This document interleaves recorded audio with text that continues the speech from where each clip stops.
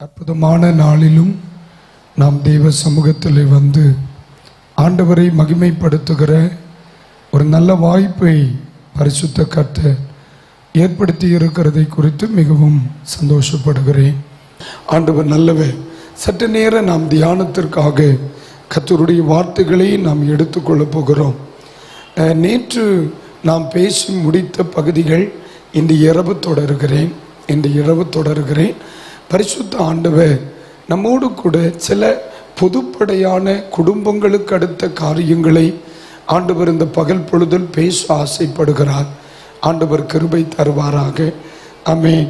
குடும்ப முகாம் என்று வைத்துவிட்டு லைவ்லையும் போகுது, தேசமெல்லாம் ஒலிபெருக்கி வச்சிருக்காங்க. ஆனாலும் எனக்கு பொதுப்படையாக பேசவும் முடியாது. ஏற்கனவே தோத்துறோம், அது அப்படித்தான். ஆகவே முடிந்த மட்டும் ஆமென் சுருக்கமாய் புரிந்து கொள்ளுகிற விதத்தில் குடும்பங்களோடு பேச ஆண்டவர் நமக்கு கிருபை தருவாராக. பொதுவாக குடும்ப முகாம்கள் போன்றவை நடத்தும் பொழுது நான் லைவ் கொடுப்பதில்லை. காரணம், நம்முடைய படுக்கை அறைகளில் ஜன்னலை மூடி வைக்கிறோம் இல்லையா? வீடுகளில் ஜன்னல் கதவுகளை மூடி வைக்கிறோம்.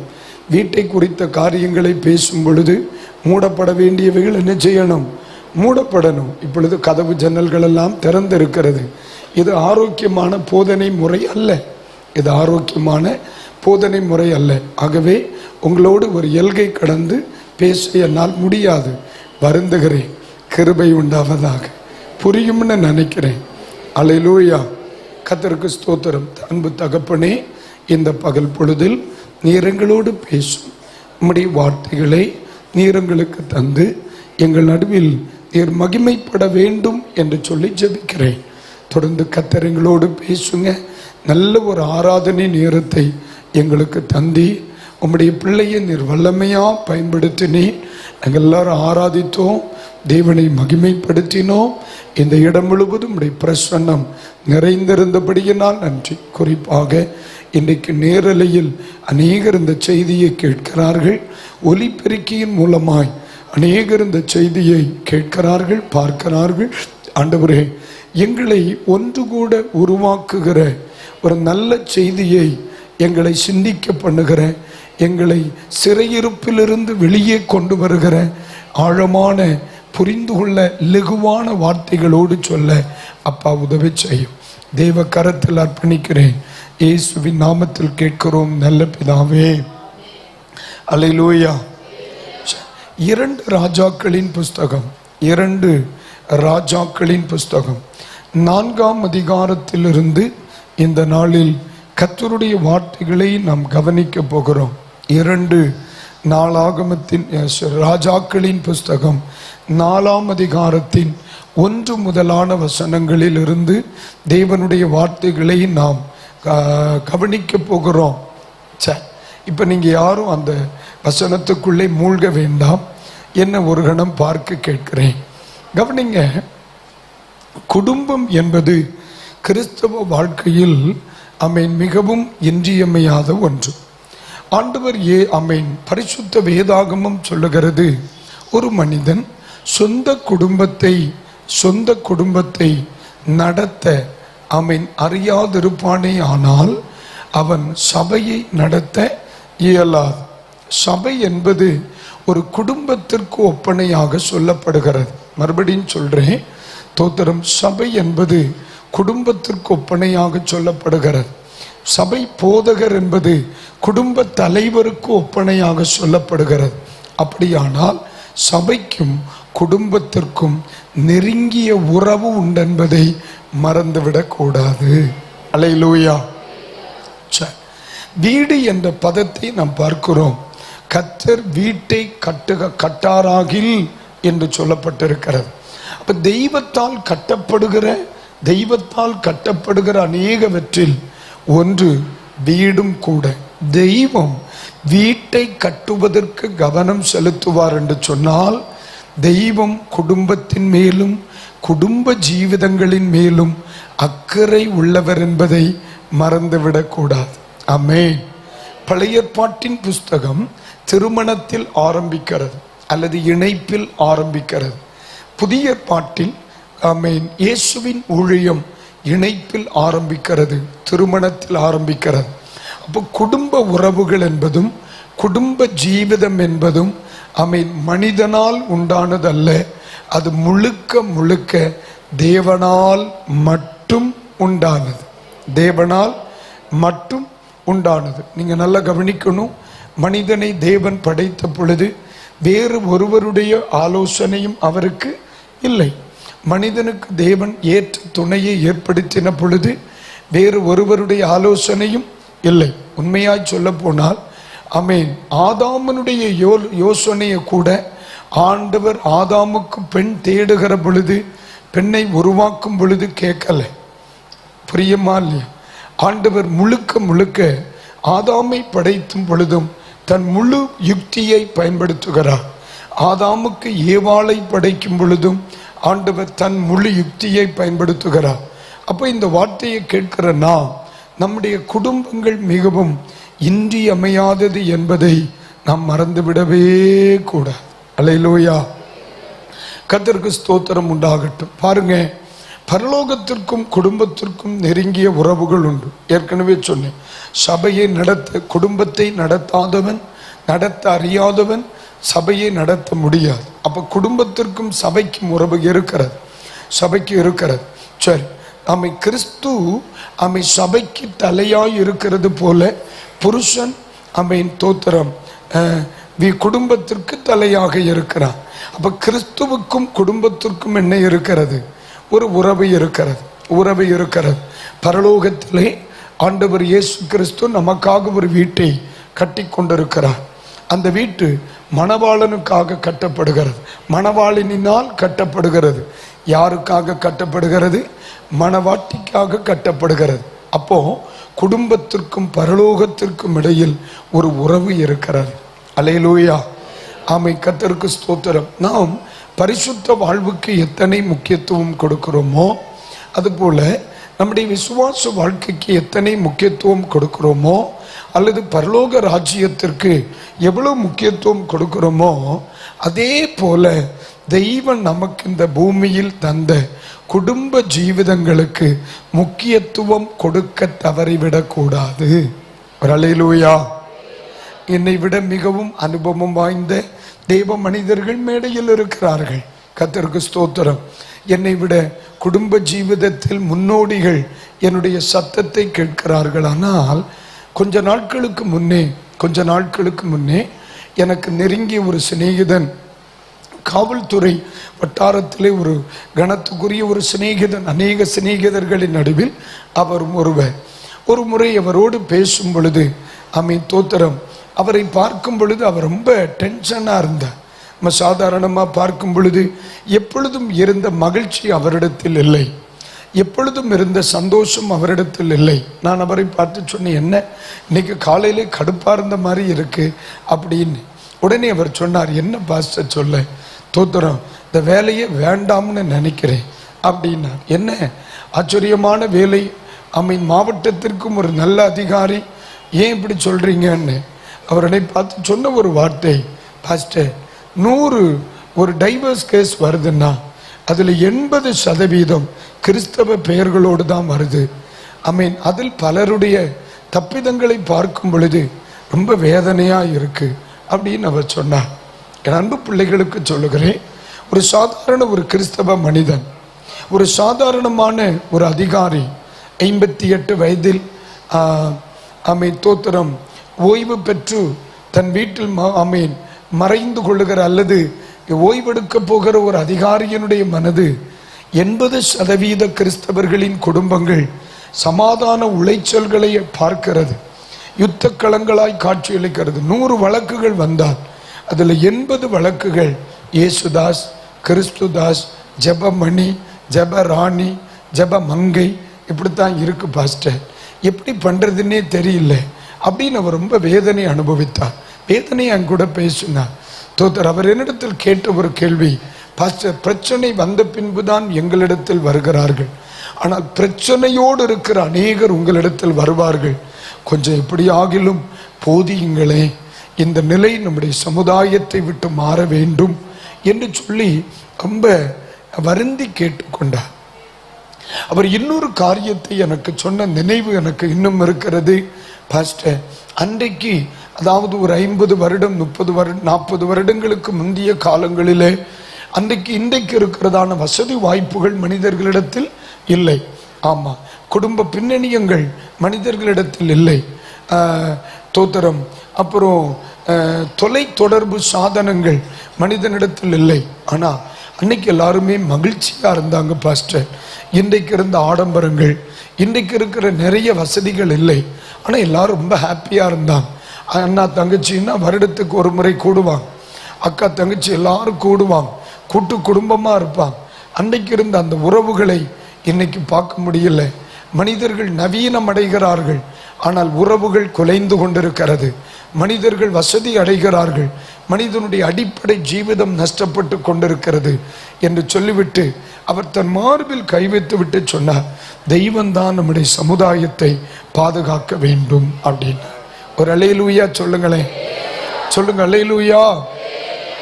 இந்த பூமியிலிருந்து நித்திய ராஜ்யத்திற்கு நாம் எவ்வளவு முக்கியத்துவம் கொடுக்கிறோமோ அதே முக்கியத்துவத்தின் ஏறே அதிகமாய் நம்ம இந்த உலகத்தில் நம்ம கொடுக்க வேண்டும். காரணம், வேதம் சொல்லுகிறது, விவாக மஞ்சம் ஒருவராலும் அசுசிப்படாதிருப்பதாக. இந்த வார்த்தை ரொம்ப முக்கியமானது. ஒருவராலும் தீட்டுப்பட்டு விடக்கூடாது, ஒருவராலும் கனவீனப்பட்டு விடக்கூடாது. குடும்பம் என்பதும் குடும்ப உறவுகள் என்பதும் குடும்பத்தின் வாழ்வு என்பதும் குடும்பத்தின் ஐக்கியம் என்பதும் ஒருவராலும் சிதைந்து விடவே கூடாது. அல்லேலூயா, அல்லேலூயா. பேதிக்கிற நானே ஆகாதவனாய் போகாதபடிக்கு கர்த்தரனை மறைத்து கொள்ளுவாராக, மறைத்து கொள்ளுவாராக. இன்றைக்கு நாம் தேவனுடைய சமூகத்திலே கொஞ்ச நேரம் அடிப்படையான சில காரியங்களை படிக்க வேண்டியது அவசியமா இருக்கு. பூரண சுவிசேஷ பெந்தைக்கோஸ்தே சபைக்கு வேத வசனங்கள் போதிப்பதற்கு இன்னொருவன் வரவேண்டிய அவசியமில்லை என்று எனக்கு நன்றாக தெரியும். நீங்கள் தேவனுடைய வசனத்தில் ஆழமாய் கவனமாய் போதிக்கப்படுகிறவர்கள் என்பதை நான் அறிந்திருக்கிறேன். ஆனாலும் நடைமுறைப்படுத்துகின்ற காரியங்களில் இன்னும் சற்று ஆழமாய் முன்னேற வேண்டிய அவசியம் இருக்கிறது. ஆமென், தோத்திரம். இன்று பகல் வேளை சொல்லுகிறேன், வார்த்தைகள் வார்த்தையாய் இருப்பதினால் பயன் இல்லை. எவருடைய வாழ்க்கையில் வார்த்தைகள் வாழ்க்கையாய் மாறுகிறதோ அவர்களுக்குத்தான் ஆசீர்வாதம். இன்றைக்கு நான் போதிக்கிறேன், இந்த வார்த்தை வெளிப்படுகிறது. இந்த வெறும் வார்த்தை வெளிப்படுமானால் அது என் வாழ்வுக்கு பிரயோஜனம் இல்லை. இந்த வார்த்தைகள் ஒவ்வொன்றும் எனது வாழ்க்கையாய் மாற, இந்த வார்த்தைகள் ஒவ்வொன்றும் கேட்பவர்களுடைய வாழ்க்கையாய் மாற நான் ஆண்டவரை வேண்டிக் கொள்ளுகிறேன். கர்த்தர் கிருபை தருவாராக. ஒரு அல்லேலூயா சொல்லுங்க, அல்லேலூயா. கடந்த 26 ஆண்டுகள் ஆமென் ஒரு சபையினுடைய போதகராக இருக்கிறேன். தொடர்ந்து இங்கெல்லாம் அடிக்கடி மாறுவாக இல்லை, தோத்திரம். இதுவரை எனக்கு மாற்றம் உண்டாகவில்லை, தோத்திரம். ஒரு சபையின் போதகராக இருக்கிறேன். ஆயிரக்கணக்கான மக்கள் கூடி வருகிற ஒரு சின்ன சபையை தெய்வன் தந்திருக்கிறார். எனக்கு தெய்வம் தந்த அனுபவத்தில் மட்டுமல்ல, ஒவ்வொரு நாளும் நான் சந்திக்கிற பிரச்சனைகளை மையப்படுத்தி பேசுகிறேன். அன்புக்குரியவர்களே, குடும்பங்களுக்காக ஓடி ஓடி 26 ஆண்டுகள் சரீரம் களைத்து போயிற்று. இன்று காலையிலும் 5:30 மணிக்கு படுத்தேன். ஆமென். இது 2வது பலிபீடத்தில் நின்று கொண்டிருக்கிறேன். இதை ஏன் உங்களுக்கு சொல்லுகிறேன் என்றால், ஆமென், தோத்திரம். ஆமென். ஒவ்வொரு நாட்களும் சிதைந்து கொண்டிருக்கின்ற தாராளமான குடும்பங்களை எங்கள் கண்கள் பார்த்து கொண்டே இருக்கிறது, பார்த்து கொண்டே இருக்கிறது. இன்றைக்கு பகல்வேளை உங்களோடு பேசுவதற்கு எனக்கு கிடைத்த ஒரு தருணத்தை ஒரு மேடையாக பார்க்கவில்லை, இது ஒரு பாக்கியமாய் பார்க்கிறேன். என்னுடைய சத்தத்தை கேட்கிற ஒரு குடும்பங்கள் கூட சிதைந்து விடக்கூடாது. அல்லேலூயா, அல்லேலூயா. என்னுடைய ஊழியத்தில் நான் கண்ட ஒரு காரியம், இரவிலே உங்களோடு பேசுகிறேன். ஆமென். கண்ட ஒரு காரியம், சொத்தோ பணமோ பொருளோ வீடோ இது ஒன்றும் நான் கவனிப்பதில்லை. தேவனுடைய சித்தம் என்ற வார்த்தைக்கு நான் ரொம்ப முக்கியத்துவம் கொடுப்பேன், ரொம்ப முக்கியத்துவம் கொடுப்பேன். ஏனென்று தெரியுமா? தோத்திரம். செல்வ செழிப்புடன் வாழ்கிற அநேகர் ஆமென் கோர்ட்டு வளாகத்திலே நின்று கொண்டிருக்கிறதை பார்க்கிறோம். கோர்ட்டு வளாகங்களில் நின்று கொண்டிருக்கிறோம். பட்டங்கள், பதவிகள், தோத்திரம், செல்வ செழிப்பில் வாழ்கிற அநேகர், தோத்திரம், நடுத்தெருவில் நிற்கிறதை தினம்பிரதி காண்கிறவர்கள் நாங்கள். தெளிவா சொல்றேன். எனக்கு சமீபத்திலே ஒரு குடும்பத்தை தெரியும். ஆமென், தோத்திரம், அளவு சொல்லக்கூடாது. இதுவரை நான் அப்படி ஒரு இடத்துல கையில பணம் கொடுத்ததெல்லாம் நான் பார்த்ததே இல்லை. ஆமா, லட்சங்கள் கொடுத்ததை நான் கேள்விப்பட்டிருக்கேன். ஆனா தோத்திரம், அநேக தோத்திரம், அதை விட உன்னத நிலை கொடுத்ததை லைவ்ல போறதுனால எனக்கு பேச முடியாது. தோத்திரம், கொடுத்ததை பார்க்கல. அந்த அளவிற்கு கொடுத்து கையில கொடுத்தது இவ்வளவுன்னே. அல்லேலூயா, தோத்திரம். ஆனா அந்த குடும்பம் இன்னைக்கு வாசப்படியில நிக்குது, கோர்ட்டு வாசப்படியில நிக்குது. தோத்திரம், இவ்வளவு கொடுத்தாங்க. தோத்திரம், கையில செலவுக்கு கொடுத்தது லட்சம் இல்லை நான் சொல்றது. கையில கொடுத்தது. ஆமே, கையில கொடுத்தது இவ்வளவு. ஆமே, தோத்திரம். இன்னைக்கு அந்த குடும்பம் கோர்ட்டு வாசல்ல நிக்குது. ஆமே, தோத்திரம். தாயின் தகப்பனைய முன்னாடி வந்து நின்று எப்படி ஆகில எங்களை காப்பாத்துங்கன்னு அழுகிறான். அநேகருடைய வேதனை கண்ட ஒரு மனிதனா இன்றைக்கு பகல் வேளை பேசுகிறேன். ஆவியானவர் நமக்கு உதவி செய்வாராக. எந்த அளவிற்கு தேவனுடைய ராஜ்யத்திற்கு அடுத்தவைகளுக்கு கவனம் செலுத்துகிறோமோ அந்த அளவிற்கு நம்முடைய ஜீவிதங்களுக்கும் குடும்பத்திற்கும் ஜீவித நிலைகளுக்கும் கவனம் செலுத்தணும். அல்லேலூயா, அல்லேலூயா. இந்த விஷயத்தில் திறமை என்பது இல்லை. தோல்வி 80 வயதிலும் வரலாம், தோல்வி இது 80 வயதிலும் வரலாம். போன வாரம் இல்லை, போன மாதம், இது ஜூன் மாதம் உபவாச கூட்டம் நடக்கும் பொழுது ஒரு அருமையான தாயார் வந்து என்னிடத்திலே அழுதார்கள். 68 வயதான தாய், 76 வயதான புருஷன். அவர் வந்து தன்னுடைய மனைவியை பார்த்து, தோத்திரம், 3 நாளைக்கு முன் சொன்னாராம், நீ உன் அம்மா வீட்டுக்கு போ, தோத்திரம், நான் டைவேஸுக்கு கேஸ் போட போறேன். தோத்திரம், கிழவனுக்கு 76 வயசு, இவன் முக்கா கிழவி ஆயிட்டா, இதுக்கு மேல உனக்கு டைவேஸ் பண்ணி என்ன கிழிக்க போறேன்றே. தோத்திரம், நான் வாய் வருதா இல்லையா? அதனால தான் சொன்னேன், இதை பார்க்கும்போது எனக்கு கடுப்பா இருக்கும். தோத்திரம், நான் சொல்லுது உங்களுக்கு புரியுதா இல்லையா? பிரச்சனை என்பது 80 வயதிலும் வரும், 75 வயதிலும் வரும், 20 வயதில் வருவதல்ல பிரச்சனை, 30 வயதில் வருவதல்ல பிரச்சனை. நாமே நாசியில் சுவாசம் இருக்கிறது வரையிலும் ஜீவித நிலைநிற்புக்காக ஜெபம் பண்ணணும். நாசியில் சுவாசம் இருக்கிறது வரை பரிசுத்த ஜீவிதத்திற்கு வேண்டி ஜெபம் பண்ணணும். நாசியில் சுவாசம் இருக்கிறது வரை குடும்பம் நிலை நிற்க ஜெபம் பண்ணணும். காரணம், தோத்திரம், பாஸ்டரா இருக்கிறதுனால பாதுகாப்பு இருக்கும்னு நினைக்கப்படாது, விசுவாசியா இருக்கிறதுனால எல்லாம் நடக்கும்னு நினைக்கப்படாது. ஒவ்வொரு நாளும் நம்முடைய ஜீவிதங்கள் ஞானமாய் கையாளப்பட வேண்டும். அதனால தான் இயேசு பவுல் சொல்லும் பொழுது சொல்லுகிறார், விவேகத்தோடு ஜீவிக்கணும். ஜீவிதம் எதனால் ஆனது? விவேகத்தினால் ஆனது. யாரெல்லாம் வேகப்பட்டிருப்பாங்களோ அவங்க எல்லாம் வாழ்க்கையில் அநேக சோதனைகளுக்கு உட்பட்டு இருக்கிறார்கள். ஆமா, அறிவினால் கட்டப்படுவதல்ல குடும்பம், வேகத்தினால் கட்டப்படுகிறது அல்ல. தோத்திரம், கிருபையினாலும் ஆமீன், தோத்திரம், ஆமீன், நிதானத்தினாலும் கட்டப்பட வேண்டியவைகள். குடும்பம் என்பதை நாம் ஒரு நாளும் மறந்துவிடக் கூடாது. ஆண்டவர் நமக்கு கிருபை தருவாராக. கைகளை உயர்த்தி ஒரு அல்லேலூயா சொல்லுங்க. அல்லேலூயா. பரிசுத்த வேதாகமத்தில் அநேக குடும்பங்கள் வாழ்ந்திருக்கிறது, அநேக குடும்பங்கள் சிதைந்திருக்கிறது. ஆனால் ஒரு சில சிதைவில் ஆரம்பித்து வாழ்வை தேடின அநேகரை நாம் பரிசுத்த வேதாகமத்தில் படிக்கிறோம். அதிலே ஒரு குடும்பம்தான் 2 ராஜாக்களின் புஸ்தகம் 4ஆம் அதிகாரத்தின் 1-2 வசனங்கள். தயவு செய்து ஒருவர் வாசித்து உதவி செய்யும்படி கேட்கிறேன். நன்றி. தீர்க்கதரிசிகளின் புத்திரரில் ஒருவனுக்கு மனைவியாக இருந்த ஒரு ஸ்திரீ எலிசாவை பார்த்து, உமது அடியானாகி என் புருஷன் இறந்து போனான், உமது அடியான் கர்த்தருக்கு பயந்து நடந்தான் என்பதை அறிவீர். என் புருஷன் கர்த்தருக்கு பயந்து நடந்தான் என்பதை நீர் அறிவீர். கடன் கொடுத்தவன் இப்போது என் 2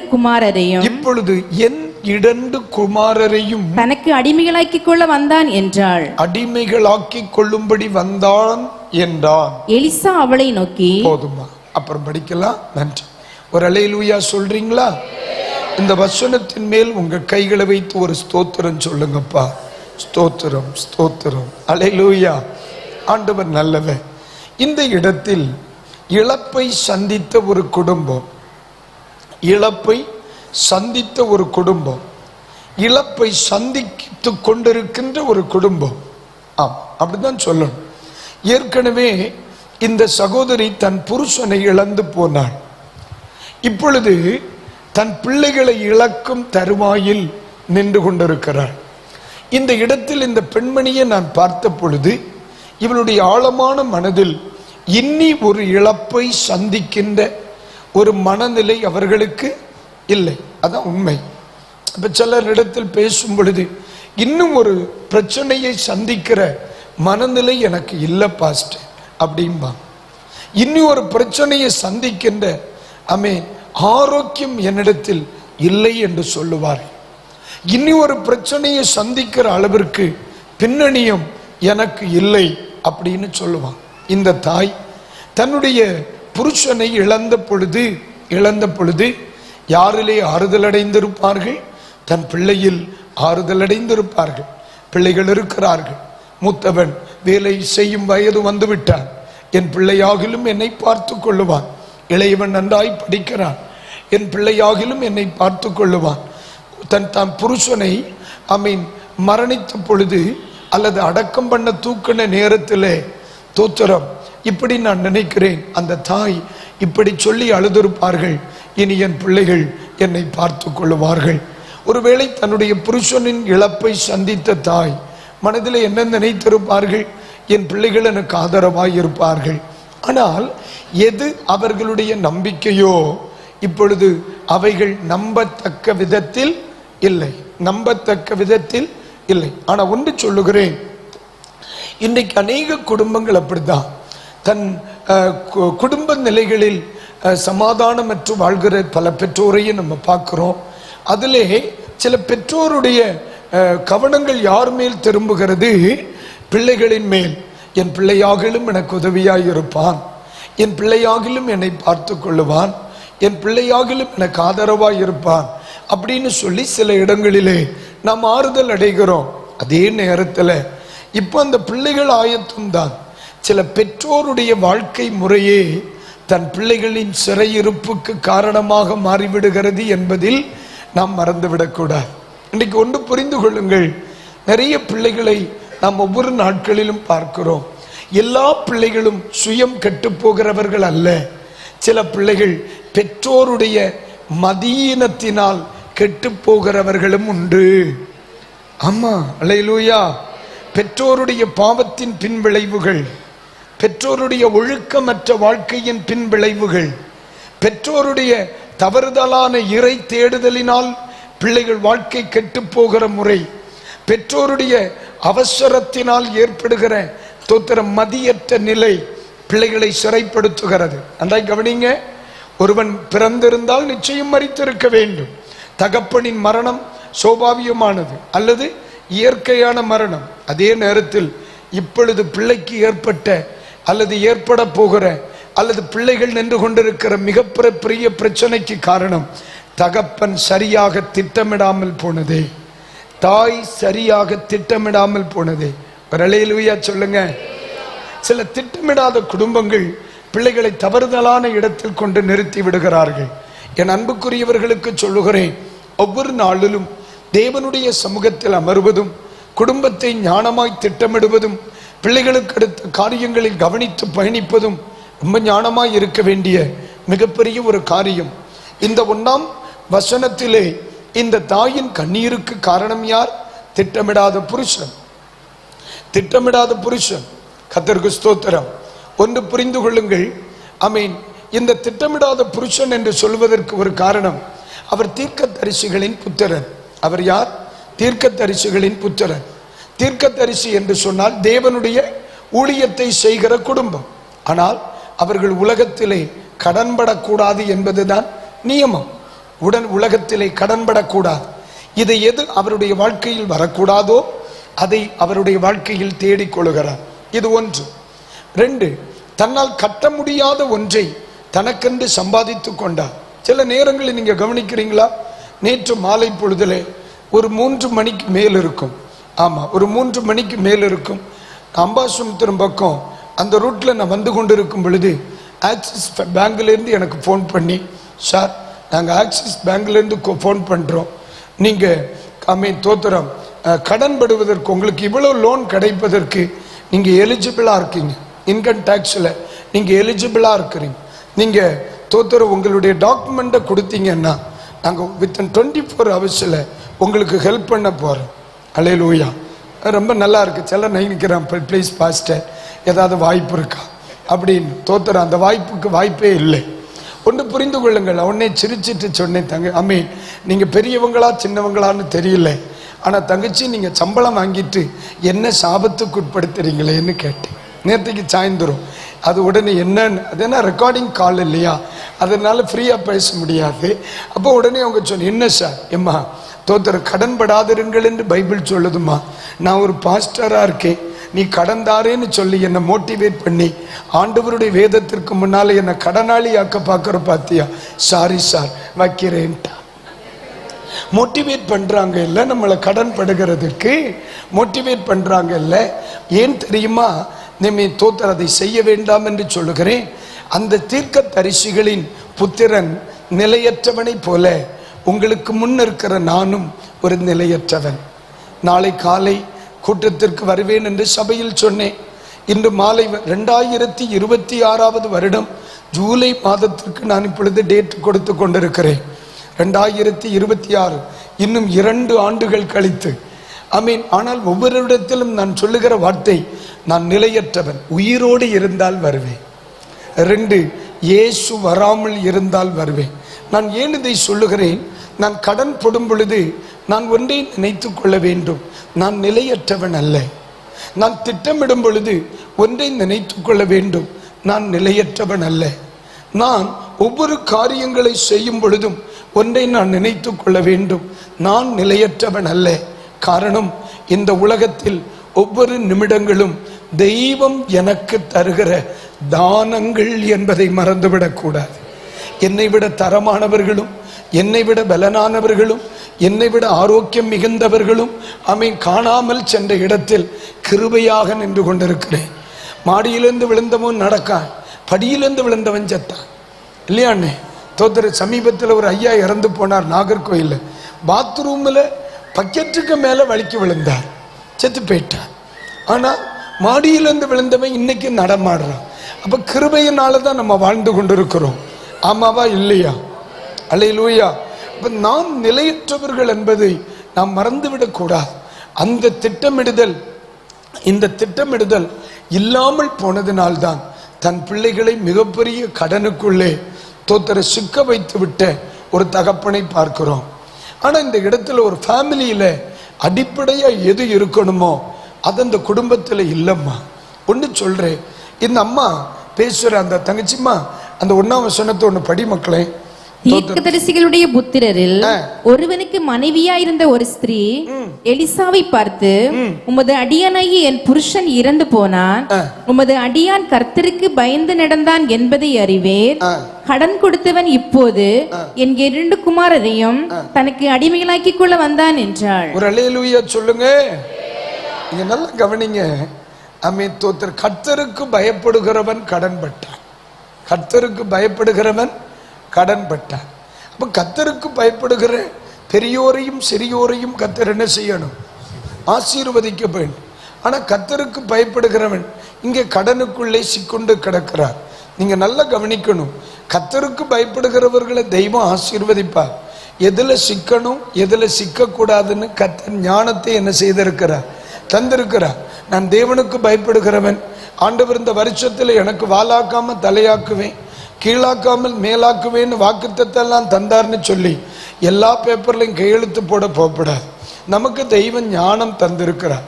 இன்னைக்கு அநேகருடைய ஞானமற்ற செயல், அது ஊழியத்திற்கு அடுத்தவைகளாயும் இருக்கலாம், குடும்பத்திற்கு அடுத்தவைகளாயும் இருக்கலாம், வாழ்க்கைக்கு அடுத்தவைகளாய் இருக்கலாம். கடன் படுவதற்கு பயப்படு. மறுபடியும் சொல்றேன், கடன் படுவதற்கு பயப்படு. ஊழியமா இருந்தாலும் சரிதான், கடன் படுவதற்கு பயப்படு. சபையா இருந்தாலும் சரிதான், கடன் படுவதற்கு பயப்படு. பிள்ளையினுடைய வாழ்க்கையா இருந்தாலும் சரி, கடன் படுவதற்கு பயப்படு. பெரிய வாழ்க்கை பிள்ளைகளுக்கு அமைக்க வேண்டும் என்பதற்கு தோத்திரம், கடன்பட்டல்ல பெரிய வாழ்க்கையை தேடுவது. ஆமீன். மறுபடியும் சொல்லுகிறேன், தேவனுக்கு பயப்படுகிறவன் ஒருவன் ஆமீன் தேவனுடைய வார்த்தையின் ரகசியங்களை அறியாமல் போய்விட்டான். ஒரு ஆமீன் சொல்ல முடியுமா? அல்லேலூயா. ஆனா இந்த இடத்துல ஃபர்ஸ்ட் ஒண்ணு புரிஞ்சுக்கிடணும். இந்த அம்மா இந்த ஆமீன் தோத்திரம் இடத்தில் பயன்படுத்தின ஒரு வார்த்தையை நம்மால புரிந்து கொள்ள முடிகிறது. கடன் கொடுத்தவன், அப்படித்தானே இருக்கு. கடன் கொடுத்தவன். அப்ப வாங்கினவன் யார்? கடன் கொடுத்தவன். வாங்கினவன் யார்? புருஷன். எங்களுக்கு கடன் தந்தவன் எங்கள் பிள்ளைகளை அடிமைப்படுத்த வருகிறான் என்று சொல்லவில்லை. அப்படியானால் புருஷனுடைய கடன் மனைவிக்கு தெரியாம தான் இருந்திருக்கு. புரியல? நான் சொல்லுது எத்தனை பேருக்கு புரியுது? ஐயா, என் புருஷன் தேவனுக்கு பயந்து நடந்தார். எங்களுக்கு கடன் தந்தவன் எங்களை பிள்ளைகளை அடிமைப்படுத்த வந்திருக்கிறார். இப்படிதான் சொல்லி இருக்கணும். இப்படிதான் சொல்லி இருக்கணும்.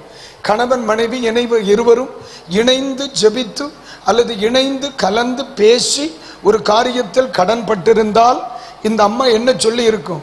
அவர் உயிரோடு இருந்த நாட்களில் நாங்கள் கடன் பட்டோம், எங்களுக்கு கடன் கொடுத்தவன் இப்பொழுது எங்கள் பிள்ளைகளை அடிமைப்படுத்த வருகிறான் என்று சொல்ல வேண்டும். ஆனால் அந்த இடத்தில் அந்த அம்மா பயன்படுத்துகிற வார்த்தை என்ன சொல்லுது?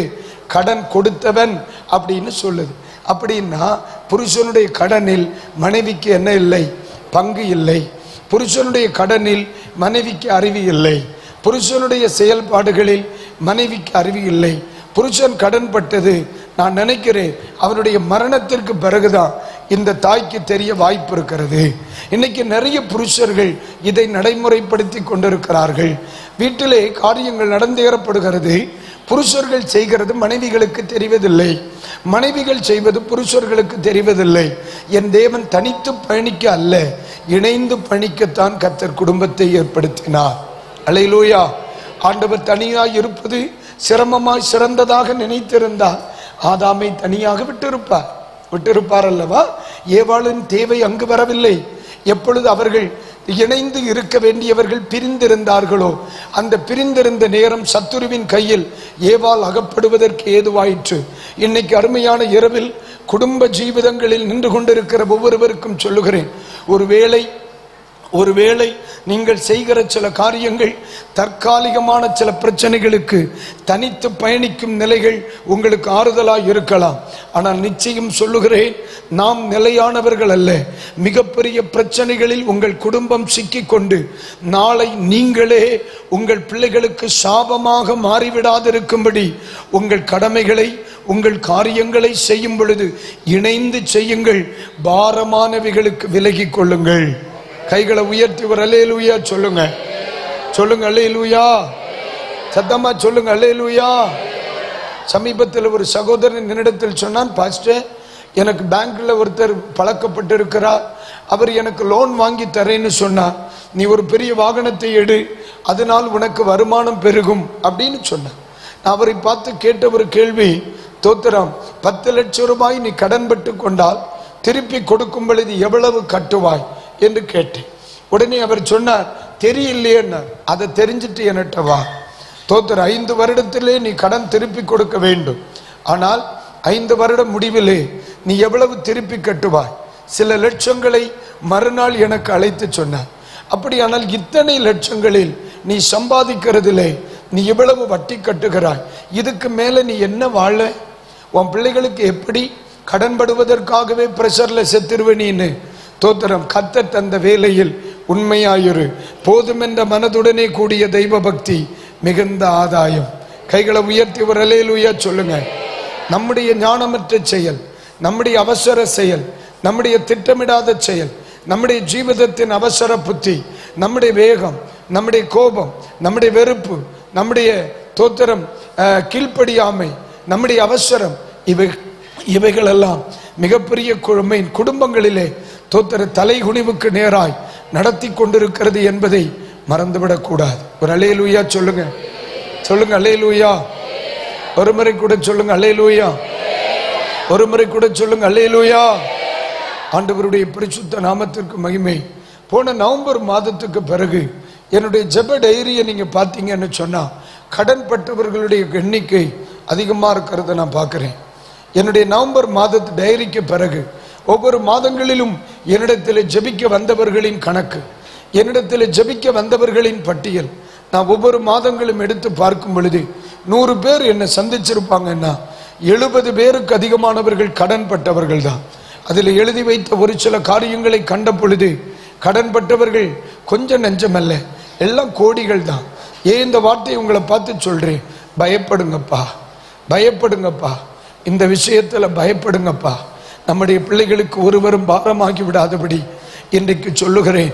முழங்கால் படியிட்டு ஜெபம் பண்ணி தெய்வம் தருகிற ஜீவிதங்களை தோத்தர சுத்தப்படுத்தி கொண்டு தெய்வ கிருபையில வளருங்க. வனாந்திரத்தில் தெய்வம் குடும்பத்தை நடத்த இஸ்ரவேல் என்ற பெரிய குடும்பத்தை தெய்வம் நடத்தி இருப்பார். ஆனால் நம்மையும் நமது குடும்பங்களையும் ஆச்சரியமாய் நடத்துவார். இந்த உலகத்தில் ஒருவருக்கும் அடிமைப்படாதபடி வாழ என் தேவன் நமக்கு கிருபை தருவாராக. கடன் கொடுத்தவனுக்கு கடன் பெற்றவன் யாராய் இருக்கிறான்? அடிமையாய் இருக்கிறான். தேவன் கிருபை தருவாராக. ஒரு அல்லேலூயா சொல்லுங்க. ரைட், விடுங்க அந்த காரியத்தை. தேவன் இந்த காலை பொழுதிலே உங்களோடு பேசுவதற்கு என்னை உற்சாகப்படுத்தினார். யாராகிலும் லோனுக்காக அலைகிறவர்கள் இருக்கிறீங்களா? ஃபர்ஸ்ட் லோன் கிடைப்பதற்காக எனக்கு ஜெபம் பண்ணுங்க அப்படின்னு ஜபக்குறிப்போடு சுத்தி கொண்டிருக்கிறீர்களா? இயேசுவின் நாமத்திலே ஆண்டவரே, இன்றைக்கு பகல் வேளை என் பிள்ளைகளுக்காக ஜெபிக்கிறேன். உம்முடைய அன்புக்கு முன் தவிர என் பிள்ளைகள் வேறு எதற்கும் கடன்படாதிருப்பார்களாக. என் தேவனுடைய அன்புக்கு முன்னை தவிர வேறு ஒன்றுக்கும் கடன்படாதிருப்பார்களாக. ஆண்டவர் குடும்பங்களை அழகாய் நடத்துவார்களாக, செயமாய் நடத்துவார்களாக, கர்த்தர் அற்புதமாய் நடத்துவார்களாக. பரலோகத்திலே தேவன் சீக்கிரமாய் வருவார். அவருடைய வருகைக்கு ஒரு நாளும் நம்முடைய ஜீவித திட்டமிடுதல்கள் தவறிவிட காரணமாய் மாறிவிடவே கூட. ஆண்டவர் கிருபை தரும்படியாய் கர்த்தரை ஸ்தோத்திரம் பண்ணுவோம். ஸ்தோத்திரம். ஒரு அல்லேலூயா சொல்லுங்க. ஒரு முறை கூட சொல்லுங்க அல்லேலூயா. நன்றி. இன்னும் நமக்கு 1/2 மணி நேரம் இருக்கிறது. 1 மணிக்கு முடிக்கலான்னு நினைக்கிறேன். ஓகேவா? உசுரோட இருக்கிறீங்களான்னு? சரி, தோத்திரம். அப்போ இந்த பகுதியில் நாம் கவனிக்கும் பொழுது 1ஆம் வசனம் எனக்கு கற்றுக் கொடுக்கிற பாடம். இப்படி தன் புருஷனை இழந்த தாய், தன்னுடைய பிள்ளைகளை இழப்பை விரும்பாத தாய் தேவனுடைய சமூகத்தில் வந்து வேதத்தில் ஒரு வசனத்தை வாசிங்க, 7ஆம் வசனத்தை ஒன்று படிங்க பார்க்கலாம். மிட்டு கொஞ்சம் 7ஆம் வசனத்தை படி. அவள் போய் தேவனுடைய மனுஷனுக்கு அதை அறிவித்தாள். தேவனுடைய மனுஷனுக்கு அதை அறிவித்தாள். அப்பொழுது அவன் நீ போய் அந்த எண்ணெயை விற்று, அந்த வார்த்தையை கவனிங்க, எண்ணெயை விற்று உன் கடனை தீர்த்து. அந்த வார்த்தையை பாருங்க, கடனை தீர்த்து. எல்லாரும் அந்த வார்த்தையை சொல்லுங்க, கடனை தீர்த்து. இன்னும் படிமா. மீந்ததை கொண்டு நீயும் உன் பிள்ளைகளும் ஜீவனம் பண்ணுங்கள் என்றான். கடன் இல்லாமல் ஜீவனம் பண்ணுங்கள் என்றான். அதான் அந்த வார்த்தைக்கு அர்த்தம். இப்பொழுது இருக்கிற கடனை தீர்த்து விடு, நீயும் உன் பிள்ளைகளும் கடன் இல்லாமல் ஜீவனம் பண்ணுங்கள். நான் அந்த வார்த்தையை அப்படித்தான் பார்க்கிறேன். கடனை தீர்த்து நீ எவருக்கும் கடன் படாமல் ஜீவனம் பண்ணு. இந்த வார்த்தையை கேட்கிற என் அன்பு பிள்ளைகளுக்கு இந்த வார்த்தை அங்கனமே ஆகட்டும். அல்லேலூயா, அங்கனமே ஆகட்டும். முதியவர்கள் இருக்கிறாங்க, பெரியவர்கள் இருக்கிறாங்க, அநேக தேவ பிள்ளைகள் இருக்கிறாங்க. இந்த வார்த்தைகள் இணையத்தில் ஒளிபரப்பாக்கி கொண்டிருக்கிறது. பல்லாயிரக்கணக்கான மக்கள் இனி பார்ப்பார்கள். இங்கு சொல்லப்பட்டிருக்கிற 7ஆம் வசனம், இந்த வசனத்தை கேட்கிற, இந்த வார்த்தைகளை தூரங்களில் கேட்கிற எல்லா தேவனுடைய பிள்ளைகளுக்கும் அங்கனமே ஆகட்டும் என்று நான் ஆண்டவரை வேண்டிக் கொள்கிறேன். நீங்கள் கடனை தீர்த்து கடன் இல்லாமல் சுகமாய் ஜீவனம் பண்ணுவீர்களாக. நம்முடைய தெய்வத்தினுடைய விருப்பம் அதுதான். மீந்ததை கொண்டு சுகமாய் ஜீவனம் பண்ணணும், மீந்ததை கொண்டு சமாதானமாய் ஜீவனம் பண்ணணும். அல்லேலூயா. நம்முடைய தெய்வத்தினுடைய ஆசை என்ன தெரியுமா? நல்ல ஆகாரம் புசிப்பதும் நல்ல வஸ்திரம் உடுத்துவதும். நம்ம ஏசாயா தீர்க்கன் அழகாய் சொல்லி இருக்கிறார். நல்ல ஆகாரம் புசிக்கணும், நல்ல வஸ்திரம் உடுக்கணும். தெய்வம் உடுப்பிக்கிறவன். அல்லேலூயா. நான் என்னுடைய பிள்ளைகளை நம்ம கவனிப்ப சபையில் நான் தோத்திரம் சபை ஜனங்களுடைய வாழ்க்கை முறை வளருகிறது என்பதற்கு நான் ஒரு அடையாளம் வச்சிருக்கேன். என்ன தெரியுமா? அவர்களுடைய பாதரட்சைகள் தான். எல்லா செருப்பு ஸ்டாண்ட்லையும் போய் அவங்க கால் பாதரட்சையை நான் கவனிப்பேன். தோத்திர சர்ச்சில் எல்லாரும் உள்ள வந்த பிறகு செருப்பு ஸ்டாண்டுக்கு வெளியே போய் அவங்க பாதரட்சையை கவனிப்பேன். பார்த்துக்கிடுங்க. எப்படின்னா அவருடைய செருப்பினுடைய தரம் தான் அவர்களுடைய உண்மையான வாழ்க்கை தரம். ஆமாம், அவங்க செருப்பினுடைய தரம் தான். நீங்க என்னதான் பட்டு சாரி கட்டிட்டு நடந்தாலும் உங்க செருப்பு உங்களுடைய தரத்தை காட்டி கொடுத்து விடும். ஒரு வீட்டினுடைய தரத்தை அந்த வீட்டினுடைய கழிவறை காட்டி கொடுத்து விடும். இந்த ரெண்டையும் பார்த்த உடனே என் பிள்ளைகள் எந்த நிலைக்கு இருக்கிறார்கள் என்பதை எங்களால் சரியாக உணர முடியும், சரியாக உணர முடியும். ஒரு திருச்சபைக்கு ஆத்மீக தகப்பனாக பேசுகிறேன்.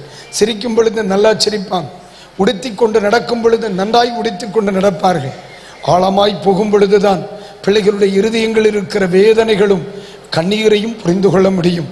இன்று இரவு சொல்லுகிறேன், இந்த பகல் வேளை சொல்லுகிறேன், இந்த 7ஆம் வாக்கியத்தில் சொல்லப்பட்டிருக்கிற கடனை தீர்த்து மீதம் இருக்கையில் சுகமாய் ஜீவனம் பண்ணுகிற ஒரு வாழ்க்கை என் சத்தத்தை கேட்கிற ஒவ்வொரு தேவ மனிதர்களுக்கும், ஒவ்வொரு ஊழியர்களுக்கும், ஒவ்வொரு குடும்பங்களுக்கும் என் தகப்பன் தருவாராக என்று ஆண்டவரை நான் தோத்திரம் வேண்டிக் கொள்கிறேன். ஒரு அல்லேலூயா சொல்றீங்களா? பக்கத்துல முடிஞ்சா உங்க பக்கத்தில் இருக்கிற ஒருவருக்கு கை கொடுத்து கர்த்தர் உங்களை ஆசீர்வதிப்பார் அப்படின்னு சொல்லுங்க, தப்பில்லை. அல்லேலூயா. இப்போ இந்த பகுதி ரொம்ப ஆழமான ஒரு பகுதி. இதை நான் ரொம்ப தெளிவா நிறுத்தி புரியும்படியா நான் பேசுவேன். அதற்கு என்ன காரணம் பாருங்க. தோத்திர சாக கொடுத்தவள் 2 அடிமைப்படத்தக்க சூழ்நிலையில் இருந்தவர்களுக்கு இந்த 7வது வசனம் கிடைக்கப்பெறுவதற்கு காரணம் என்ன? இந்த இடைப்பட்ட வசனங்கள், இதற்குள்ள இருக்கிற 2, 3, 4, 5, 6 இதுக்குள்ள இருக்கிற 5 வசனங்களும் நம்முடைய வாழ்க்கையின் முதுகெலும்புகள் என்பதை மறக்கக்கூடாது. ஆமாம்மா, அல்லேலூயா, கர்த்தருக்கு ஸ்தோத்திரம். மறுபடியும் சொல்றேன், 2, 3, 4, 5, 6 வசனங்கள் நம்முடைய ஜீவித முதுகெலும்புகள், நம்முடைய குடும்பங்களை நிறுத்துகிற முதுகெலும்புகள். கர்த்தருக்கு ஸ்தோத்திரம் உண்டாகட்டும், கர்த்தருக்கு ஸ்தோத்திரம் உண்டாகட்டும். ஒரு அல்லேலூயா சொல்லுங்க, சத்தமா சொல்லுங்க, அல்லேலூயா. அன்பான ஊழியர்களுக்கு நான் சொல்றேன்யா, நான் ரொம்ப சொல்லுகிற ஒரு காரியம், ஊழியத்தை செய்கிற அநேக ஊழியர்களுடைய பிள்ளைகள் ஊழியத்தை விரும்பவில்லையே. காரணம் என்ன? உட்கார்ந்து யோசிக்கணும். ஊழியம் செய்கிறவர்களுடைய பிள்ளைகள் தயவு செய்து அப்பா எங்களை ஊழியத்துக்கு பிரதிஷ்டை பண்ணிடாதீங்கன்னு சொல்லுது.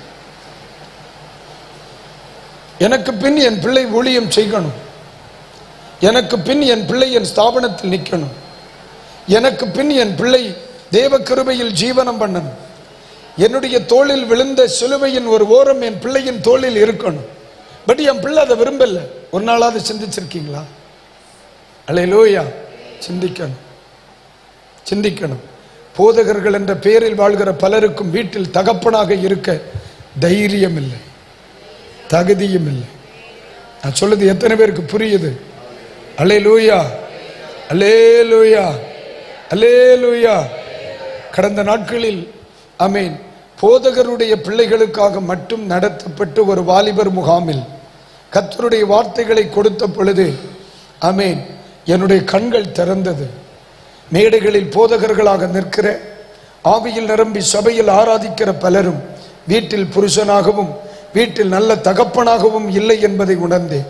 பேசுகிற அந்நிய பாஷையிலோ, பேசுகிற தீர்க்க தரிசனத்திலோ, பேசுகிற வசனத்திலோ அல்ல, என் பிள்ளைக்கு நல்ல ஒரு தகப்பனாக இருக்க என்னால் முடியுமானால் நான் ஒரு நல்ல போதகன். அல்லேலூயா, அல்லேலூயா. இன்றைக்கு பகல் நேரத்தில் உங்களை பார்த்து சொல்லுகிற, அதனால தான் லைவ் வேண்டான்னு சொன்னேன். நான் சொல்லுது புரியுதா இல்லையா? தோத்திரம்.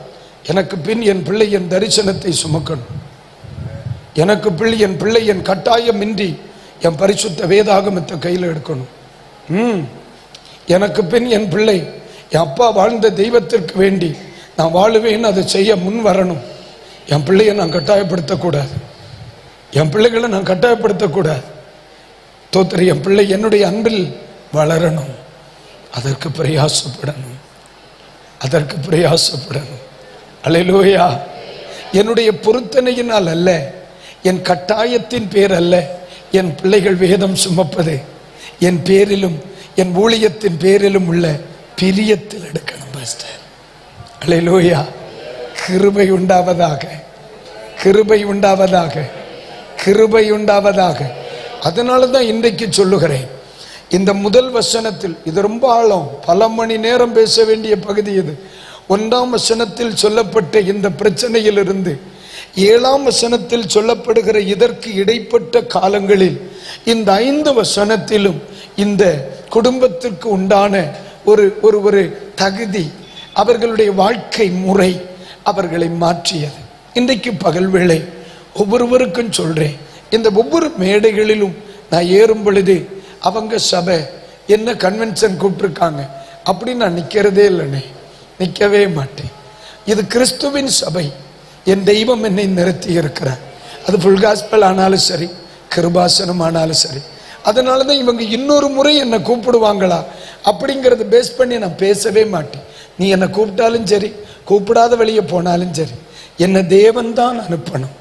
ஒவ்வொரு மேடைகளுக்கும் என்னை தெய்வம் அனுப்பணும். தெய்வம் என்னை அனுப்பாத பட்சத்தில் நாம் தோத்திரம் ஆகாயத்திற்கு நேராய் சிலம்பம் பண்ணுகிறவனாக மாறிவிடுவேன். அப்ப இன்றைக்கு பகல் வேளை என்னை என்னுடைய இருதயத்தில் உங்களுக்கு சொல்லும்படி கொடுத்த ஒரு பாரத்தை பங்கு வைக்கிறேன். இந்த அம்மா அப்பா போயிட்டாங்க, அம்மா தனிச்சு நிற்கிறாங்க, பிள்ளைகள் சிறைப்பட்டு நிற்கிறாங்க. இந்த அம்மாவனுடைய வாழ்க்கையில் மாற்றம் ஏற்படுவதற்கான அடிப்படை காரணம் என்ன?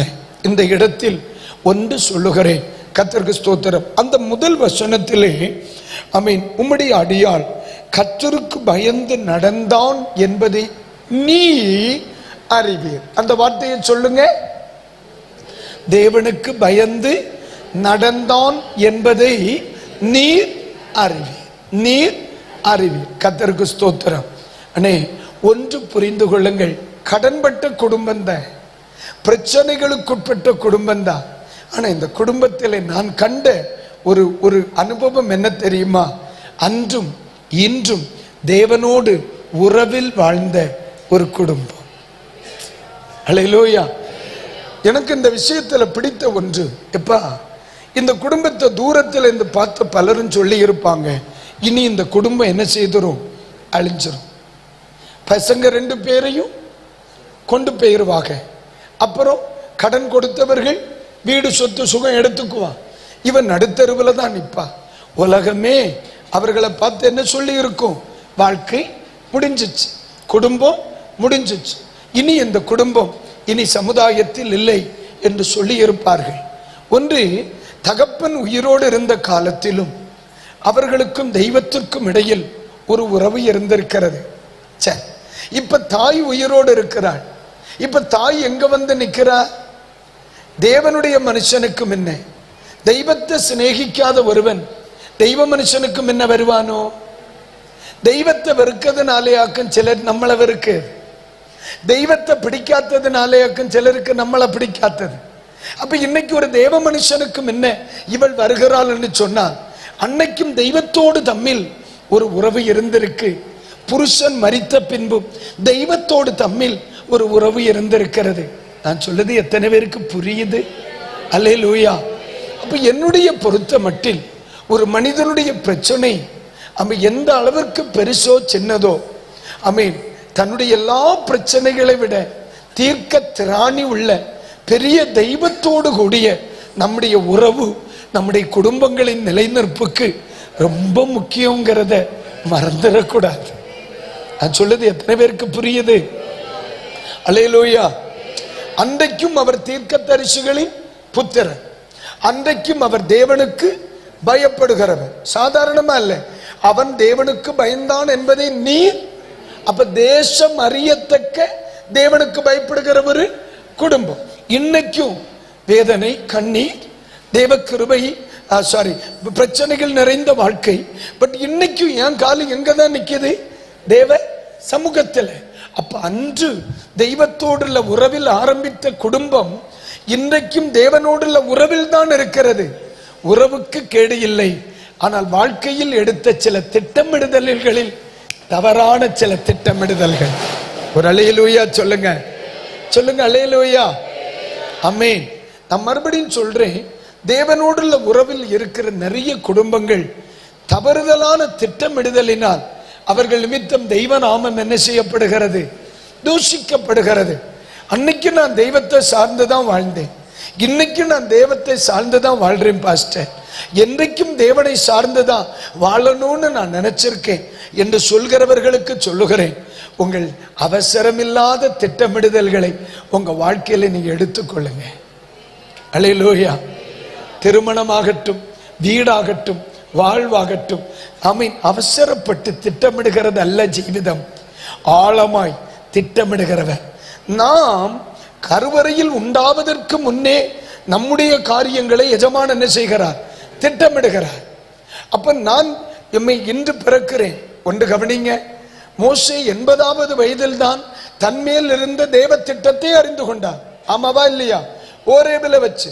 ஆனா தேவனுடைய திட்டத்தின்படியே அவர் பிறந்தாரா இல்லையா? வளர்ந்தாரா இல்லையா? அப்ப மோசேயினுடைய திட்டம் 80வது வயதில் தான் மோசேக்கு தெரியுது. ஆனா 80 வருடத்திற்கு முன்னாலே யார் திட்டமிட்டா? ஆண்டவர் திட்டமிடுகிறார். தேவனுடைய திட்டமிடுதலுக்கு 80 வருட பழக்கம் உண்டு. நம்ம எல்லாம் அவசரப்பட்டு ஜீவிதம் பண்ணுகிறோம், அவசரப்பட்டு ஊழியம் செய்கிறோம், அவசரப்பட்டு காரியங்களை நடக்கிறோம். நம்முடைய தெய்வம் அப்படி அல்ல. எல்லாவற்றையும் ஆழ திட்டமிட்டு அவசரப்படாம செய்கிறவர். ஒரு அல்லேலூயா. ஆனா ஒன்று புரிந்து கொள்ளணும், இந்த குடும்பத்திற்கு அன்றும் இன்றும் யாரோடு உறவு இருக்கிறது? யாரோடு உறவு இருக்கிறது? அம்மா, கடந்த காலங்களிலே நம்முடைய ஜீவிதங்களில் நம்முடைய அவசரங்களினால், நம்முடைய ஞானமற்ற செயல்களினால் சில பிரச்சனைகளில் சிக்கிக் கொள்ளலாம். ஆனால் இந்த அம்மாவனுடைய வாழ்க்கையில் அதை விட்டு வெளியே வருவதற்கு மிகவும் உதவியாய் இருந்தது. அன்றைக்கு யாரை நம்பினார்கள்? அன்றை யாரை சார்ந்திருந்தார்கள்? அன்றைக்கு யாரோடு உறவில் இருந்தார்கள்? அந்த தெய்வத்தோடு கூடிய உறவு அவங்க வாழ்க்கையை நிறுத்தியது.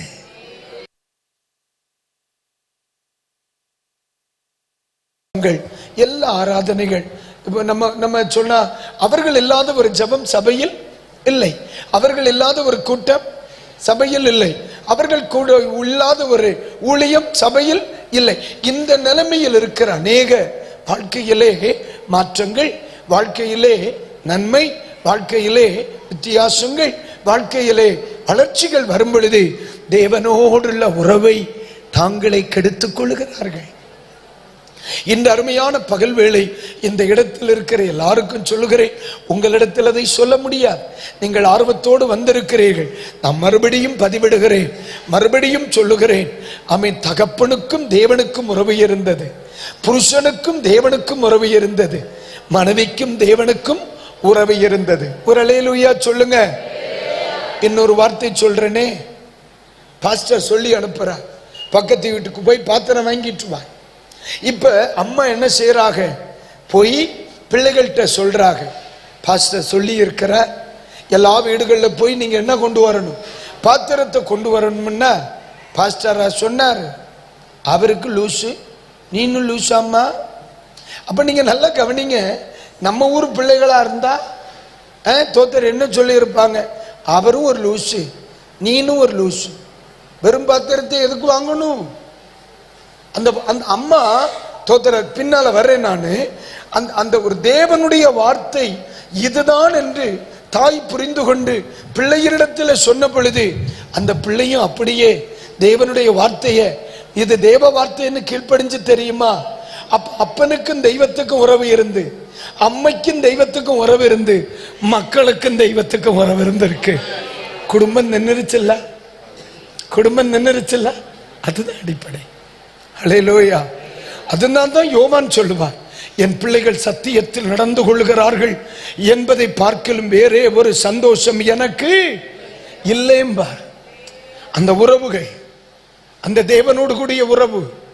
இன்னைக்கு நிறைய பேரு மக்களும் ஒண்ணு புரிஞ்சுக்கிடுங்க. சமீபத்தில் சபையில ஒரு தங்கச்சி ஒரு தம்பி வந்து என்கிட்ட சொன்னார், ஒரு பிரதர் என்கிட்ட வந்து சொன்னார், எப்பா பிள்ளை தோத்திரம் இப்படி ஒரு கோர்ஸ் படிக்கணும்னு விரும்புறான் தோத்திரம். அதனால சனி ஞாயிறு வகுப்பு வச்சிருக்காங்க. என்ன செய்யலாம்? அப்ப நான் எனக்கு ஒன்றும் சொல்ல தோணலை. நான் சிரிச்சேன். பாரியா தோத்திரம், உன் பிள்ளை கலெக்டர் ஆகுறதோ உன் பிள்ளை டாக்டர் ஆகுறதோ பிரச்சனை இல்லை. முதல்ல உனக்கு பிள்ளையா, உனக்கு நல்ல மனுஷனா பரலோகத்துக்கு போகணும் பார்த்துக்க. தோத்திரம்.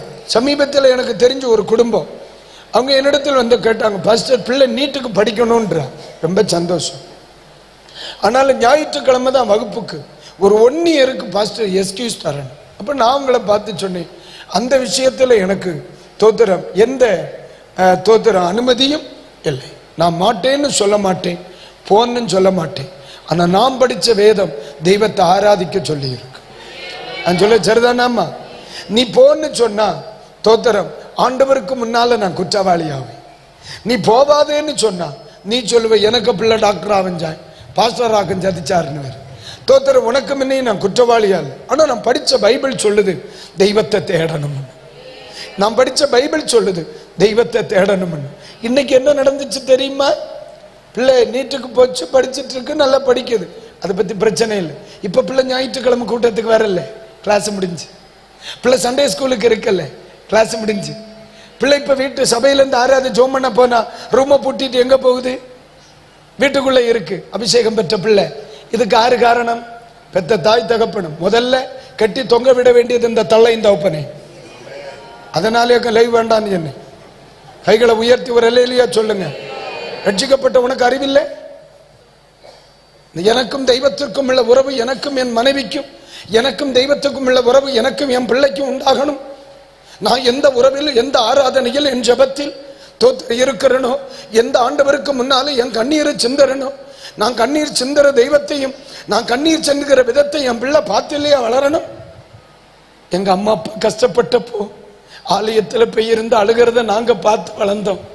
அவன் ஜீவிதத்துல கஷ்டம் வரும்போ அப்பன அம்மையும் விட்டு போன அந்த பின்பற்றணும் அப்படின்னு பிள்ளை கண்டிலேயே வளரணும். அல்லேலூயா. இப்ப பிள்ளை நீட்டு கிளாஸ்லையும் பிள்ளை தோத்திர எக்ஸ்ட்ரா கிளாஸ்லையும் அம்மா வந்து அப்பா இறங்கும் இறக்குவார் என்ன ஆத்திலையோ கணத்திலையோ. நான் சொல்லுது இத்தனை பேருக்கு புரியுது. இது உங்களை சொல்லிட்டு காரியம் இல்லை, இது பொதுப்படையா. ஆத்மீக ஜீவிதமும் ஜப ஜீவியமும் கமர்ஷியல் ஆயிட்டு வருது. இது இன்றைக்கு பகல்வேளை நான் கற்றுக்கொண்ட ஒரு பாடம். இந்த குடும்பம் அழிஞ்சிருக்கணுமேம்மா, இந்த குடும்பம் அழிஞ்சிருக்கணுமே, ஏன் அழியல? அப்பன் செய்த தப்புதான். அம்மாவுக்கு தெரியாம கடன்பட்டது தப்புதான். தான் நிலையற்றவன் என்று தெரியாம கடன்பட்டது தப்புதான். ஆனாலும் உலகம் அழிகிற அளவு, உலகம் அறிகிற அளவிற்கு இந்த குடும்பத்தை தெய்வம் அழிய விடலை. எல்லாரும் நினைச்சபடி இந்த குடும்பத்தை தெய்வம் என்ன செய்யல? அழிய விடல. ஏன் தெரியுமா? தோத்தர் கடன்பட்டவனாய் இருந்தாலும் தோத்தர் தேவனுக்கு முன்னால வந்து முழங்கால் படியிட்டவனாக்கும். கடன்பட்டவளாய் இருந்தாலும் ஆண்டவருடைய சமூகத்தில் வந்து முழங்கால் படியிட்டவளாக்கும். தோத்திரம். தெய்வ சமூகத்தில் முந்தின பந்தியில வந்து அமர வைத்து அழகு பார்க்கப்பட்ட மக்களாக்கும் தெய்வம் விடல. அப்ப இன்றைக்கு பகல் வேளை இந்த இடத்தில் இருக்கிற ஒவ்வொருவருக்கும் சொல்லுகிறேன், உறவு தெய்வத்தோடு இருந்தால் எதிர்காலம் நமது குடும்பத்திற்கு உண்டும்பதை மறக்கப்படாது. ஒரு அல்லேலூயா சொல்லுங்க, சத்தமா சொல்லுங்க அல்லேலூயா, ஒரு அல்லேலூயா. தெய்வத்தோடு கூடிய உறவு சொல்லுங்க, அந்த வார்த்தையை ஒரு முறை கூட சொல்லுங்க அல்லேலூயா. இரண்டாவது தோத்திர தேவனுடைய மனுஷன் எங்கே இருக்கிறார்? தேவனுடைய சமூகத்திலே இருக்கிறவன், தேவனுடைய சமூகத்திலே இருக்கிறவன். அதாவது எலியாவை நீங்க படிக்கணும். எலியா சொல்லுகிற ஒரு வார்த்தை, தேவனுக்கு முன்பாக நிற்கிற நான். அதுதான் அவருடைய லேண்ட்மார்க், அதுதான் தீர்க்கதரிசிகளுடைய லேண்ட்மார்க். சிலருக்கெல்லாம் அப்படியே கண்ணு ஒரு மாதிரி மங்கன மாதிரி இருக்கு, இருட்டானேனால தெரியல. சிலர் கருப்பா வேற இருக்கிறீங்க. தோத்திரம். கர்த்தருக்குள் நித்திரை அடைகிறவர்கள் இது முதற்கொண்டு பாக்கியவான்கள், அவர்கள் முடியிலே சாப்பாட்டுக்கென்று எழுப்பப்படுவார்கள். அதுல எந்த மாற்று கருத்தும் இல்லை. சரி, இப்ப கைகளை உயர்த்தி ஒரு அல்லேலூயா சொல்லுங்க, ஒரு முறை கூட சொல்லுங்க. இருக்கட்டும். அப்ப கவனிங்க, தோத்திரம். தேவனுடைய சமூகத்தில் நிற்கிற நான் அப்படின்னு எலியா சொல்லுவார். அப்ப இந்த தீர்க்க தரிசிகள் எல்லாம் எங்க இருந்தவர்கள்? எங்கே இருந்தவர்கள்? தேவ சமூகத்தில் இருந்தவர்கள். நீங்க நல்லா கவனிக்கணும், ஒரு ஊழியக்காரன் அவளை தேடி போகவில்லை. மறுபடியும் அந்த 1ஆம் வசனத்தை, அந்த ஃபர்ஸ்ட் லைனை படி மக்களே. தீர்க்கதரிசிகளுடைய புத்திரரில் ஒருவனுக்கு மனைவியாயிருந்த ஒரு ஸ்திரீ எலிசாவை பார்த்து, ஒரு அல்லேலூயா சொல்லுங்க, அல்லேலூயா. இந்த வார்த்தையை நீங்க கவனிக்கணும். எலிசாவினிடத்தில் இந்த ஸ்திரீ வருகிறாள், இந்த ஸ்திரீ வருகிறாள். அதுக்கு இன்னொரு வார்த்தை சொல்லுவேன், நீ போய் அப்படிங்கிற வார்த்தையை அவர் பயன்படுத்துவார். எப்போ? நீ போய் அப்படிங்கிற வார்த்தையை வருவார், பயன்படுத்துவார். அப்படின்னா இவரல்ல போனது, அவர்களாக்கு என்ன செய்திருக்கிறாங்க, வந்திருக்கிறார். அந்த வேர்டு எங்க இருக்குன்னு பாருங்கம்மா. 3ஆம் வசனத்தில், அப்பொழுது அவள் நீ போய், அவ்வளவுதான். அப்போ வந்தது, தேடி வந்தது அந்த அம்மாவா அல்லது தேடி வந்தது தீர்க்கதரிசியா? தேடி வந்தது அம்மா தான் வந்திருக்கா. இப்ப பாஸ்டர் சபையிலிருந்து சொல்ற, நீ போம்மா, ஆண்டவர் ஆசீர்வதிப்பார். அப்போ இந்த அம்மா என்ன செய்திருக்காக? தேவ சமூகத்துக்கு என்ன செய்திருக்காக? வந்திருக்கிறாங்க. இந்த குடும்பம் நிலை நிற்பதற்கு அடிப்படையான 2வது காரணம் தெய்வ சமூகத்தோடு கூடிய நம்முடைய உறவுகள். நான் சொல்லுது உங்களுக்கு புரியுதா இல்லையா? அம்மா பிள்ளையை கடன் அடிமைப்படுத்த ஒருத்தர் என்ன செய்திருக்கா? வந்திருக்கா. அந்த நேரத்தில் அம்மா எங்க ஓடுறாங்க? அம்மா எங்க ஓடுறாங்க? தேவனுடைய சமூகத்துக்கு ஓடுறாங்க. அதுதான் அந்த குடும்ப அழியல்ல.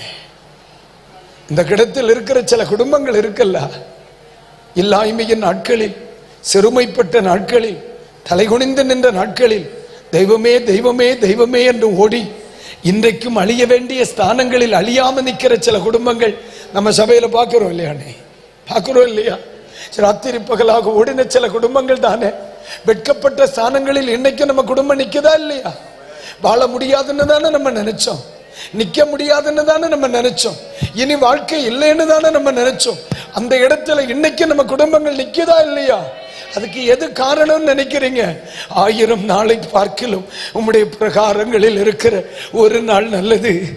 ஆகாமிய கூடாரங்களில் வாசமாய் இருக்கிறதை பார்க்கிலும் என் தேவனுடைய ஆலயத்தின் வாசல் படியில் காத்திருப்பதை தெரிந்து கொள்ளுவேன். என் அன்புக்குரியவர்களே, அப்பாக்கள் ஓடின ஓடத்தை போல இன்னைக்கு மக்க ஓடுனதை நம்ம பார்க்கல. இன்னைக்கு பிள்ளைகளை கட்டாயப்படுத்த வேண்டிய இருக்கு. ஆனா இன்னைக்கு பிள்ளைகளுக்கு தோளில சில நட்சத்திரங்களும் கையில் சில பட்டங்களும் தோத்திரம் வீட்டில் சில பிரமாணங்களும் இருக்க காரணம் என்ன தெரியுமா? கஞ்சிக்கு இல்லாத காலத்துல அப்பனும் அம்மையும் ஓடுனதுனாலே ஆக்கும். அல்லேலூயா. உண்மையா சொல்லுங்க, காலிலும் கையிலும் கழுகாத சாணியோட தெய்வ சமூகத்திற்கு ஓடுன அப்பனும் அம்மைக்கு கண்ணீராக்கும். இன்னைக்கு நம்ம வீட்டுல இருக்கிற பிரமாணத்துக்கு காரணம், இன்னைக்கு நம்ம செல்ஃபில் இருக்கிற நம்முடைய சர்டிபிகேட்டுக்கு காரணம், இன்னைக்கு நம்ம இருக்கிற சில நாற்காலிகளில் நம்ம இருக்க காரணம், அவங்க தொழியும் சாணியும் கழுகாம தேவனுடைய ஆலயத்தில் போய் முழங்கால் படியிட்டு தெரியாத தமிழை தப்பு தப்பா படிச்சு பாஸ்டருக்கு சொல்ல கேட்டு ராத்திரி பகல தெய்வத்தை ஆராதிச்சதுனாலே ஆக்கும். இன்னைக்கு நானும் எனக்கு மக்களும் நல்ல வஸ்திரம் உடுக்கிறது. அல்லேலூயா. அதை விடப்படாது. விட்டா போச்சு, விட்டா போச்சு. நம்ம மக்காத விடப்படாது, விட்டா போச்சு. நிக்காத குடும்பம், நிக்காத தலைமுறை. இயேசு சொன்னார், என்னாலே அல்லாமல் உங்களால் ஒன்றும் செய்ய முடியாது. அல்லேலூயா, அல்லேலூயா. ஒன்று குடும்பம் நிக்கணும்னா தெய்வத்தோடு கூடிய உறவு, 2 தேவனுடைய சமூகத்தோடு கூடிய உறவு. ஒரு ஆமீன் சொல்லுங்க, சத்தமா சொல்லுங்கப்பா. அல்லேலூயா. இன்றைக்கு இந்த வார்த்தையை தூரங்களில் இருந்து கேட்கிற ஒவ்வொருவருக்கும் சொல்லுவேன் நான். யாராகிலும் கடந்த காலங்களில் தெய்வ சமூகத்தோடுள்ள உறவில் இருந்து பின்தங்கி, தேவனோடுள்ள சமூகத்தை விட்டு பின்தங்கி ஆண்டவருக்கு அடுத்த காரியங்களில் காரணங்களை சொல்லுகிற எவரேனும் சத்தம் கேட்பீர்களானால், நமக்கு தெரியாமலேயே நாம் செய்கிற மிகப்பெரிய தவறு அது நம்முடைய குடும்பங்களை சூறையாடிவிடும் என்பதை மறந்துவிடக் கூடாது. அல்லேலூயா சொல்லுங்க, அல்லேலூயா சொல்லுங்க, அல்லேலூயா. ஆமென். ஒரே ஒரு வார்த்தை சொல்லி முடிக்கட்ட, 5 நிமிஷம். ஓகே, எனக்கு ஒரு மாதிரி வாயில வருது. சரியான்னு கேட்டேன் அப்படின்னு கை தூக்கி சரின்னு சொல்ல வேண்டியதானே. உசிரத்த சந்ததி.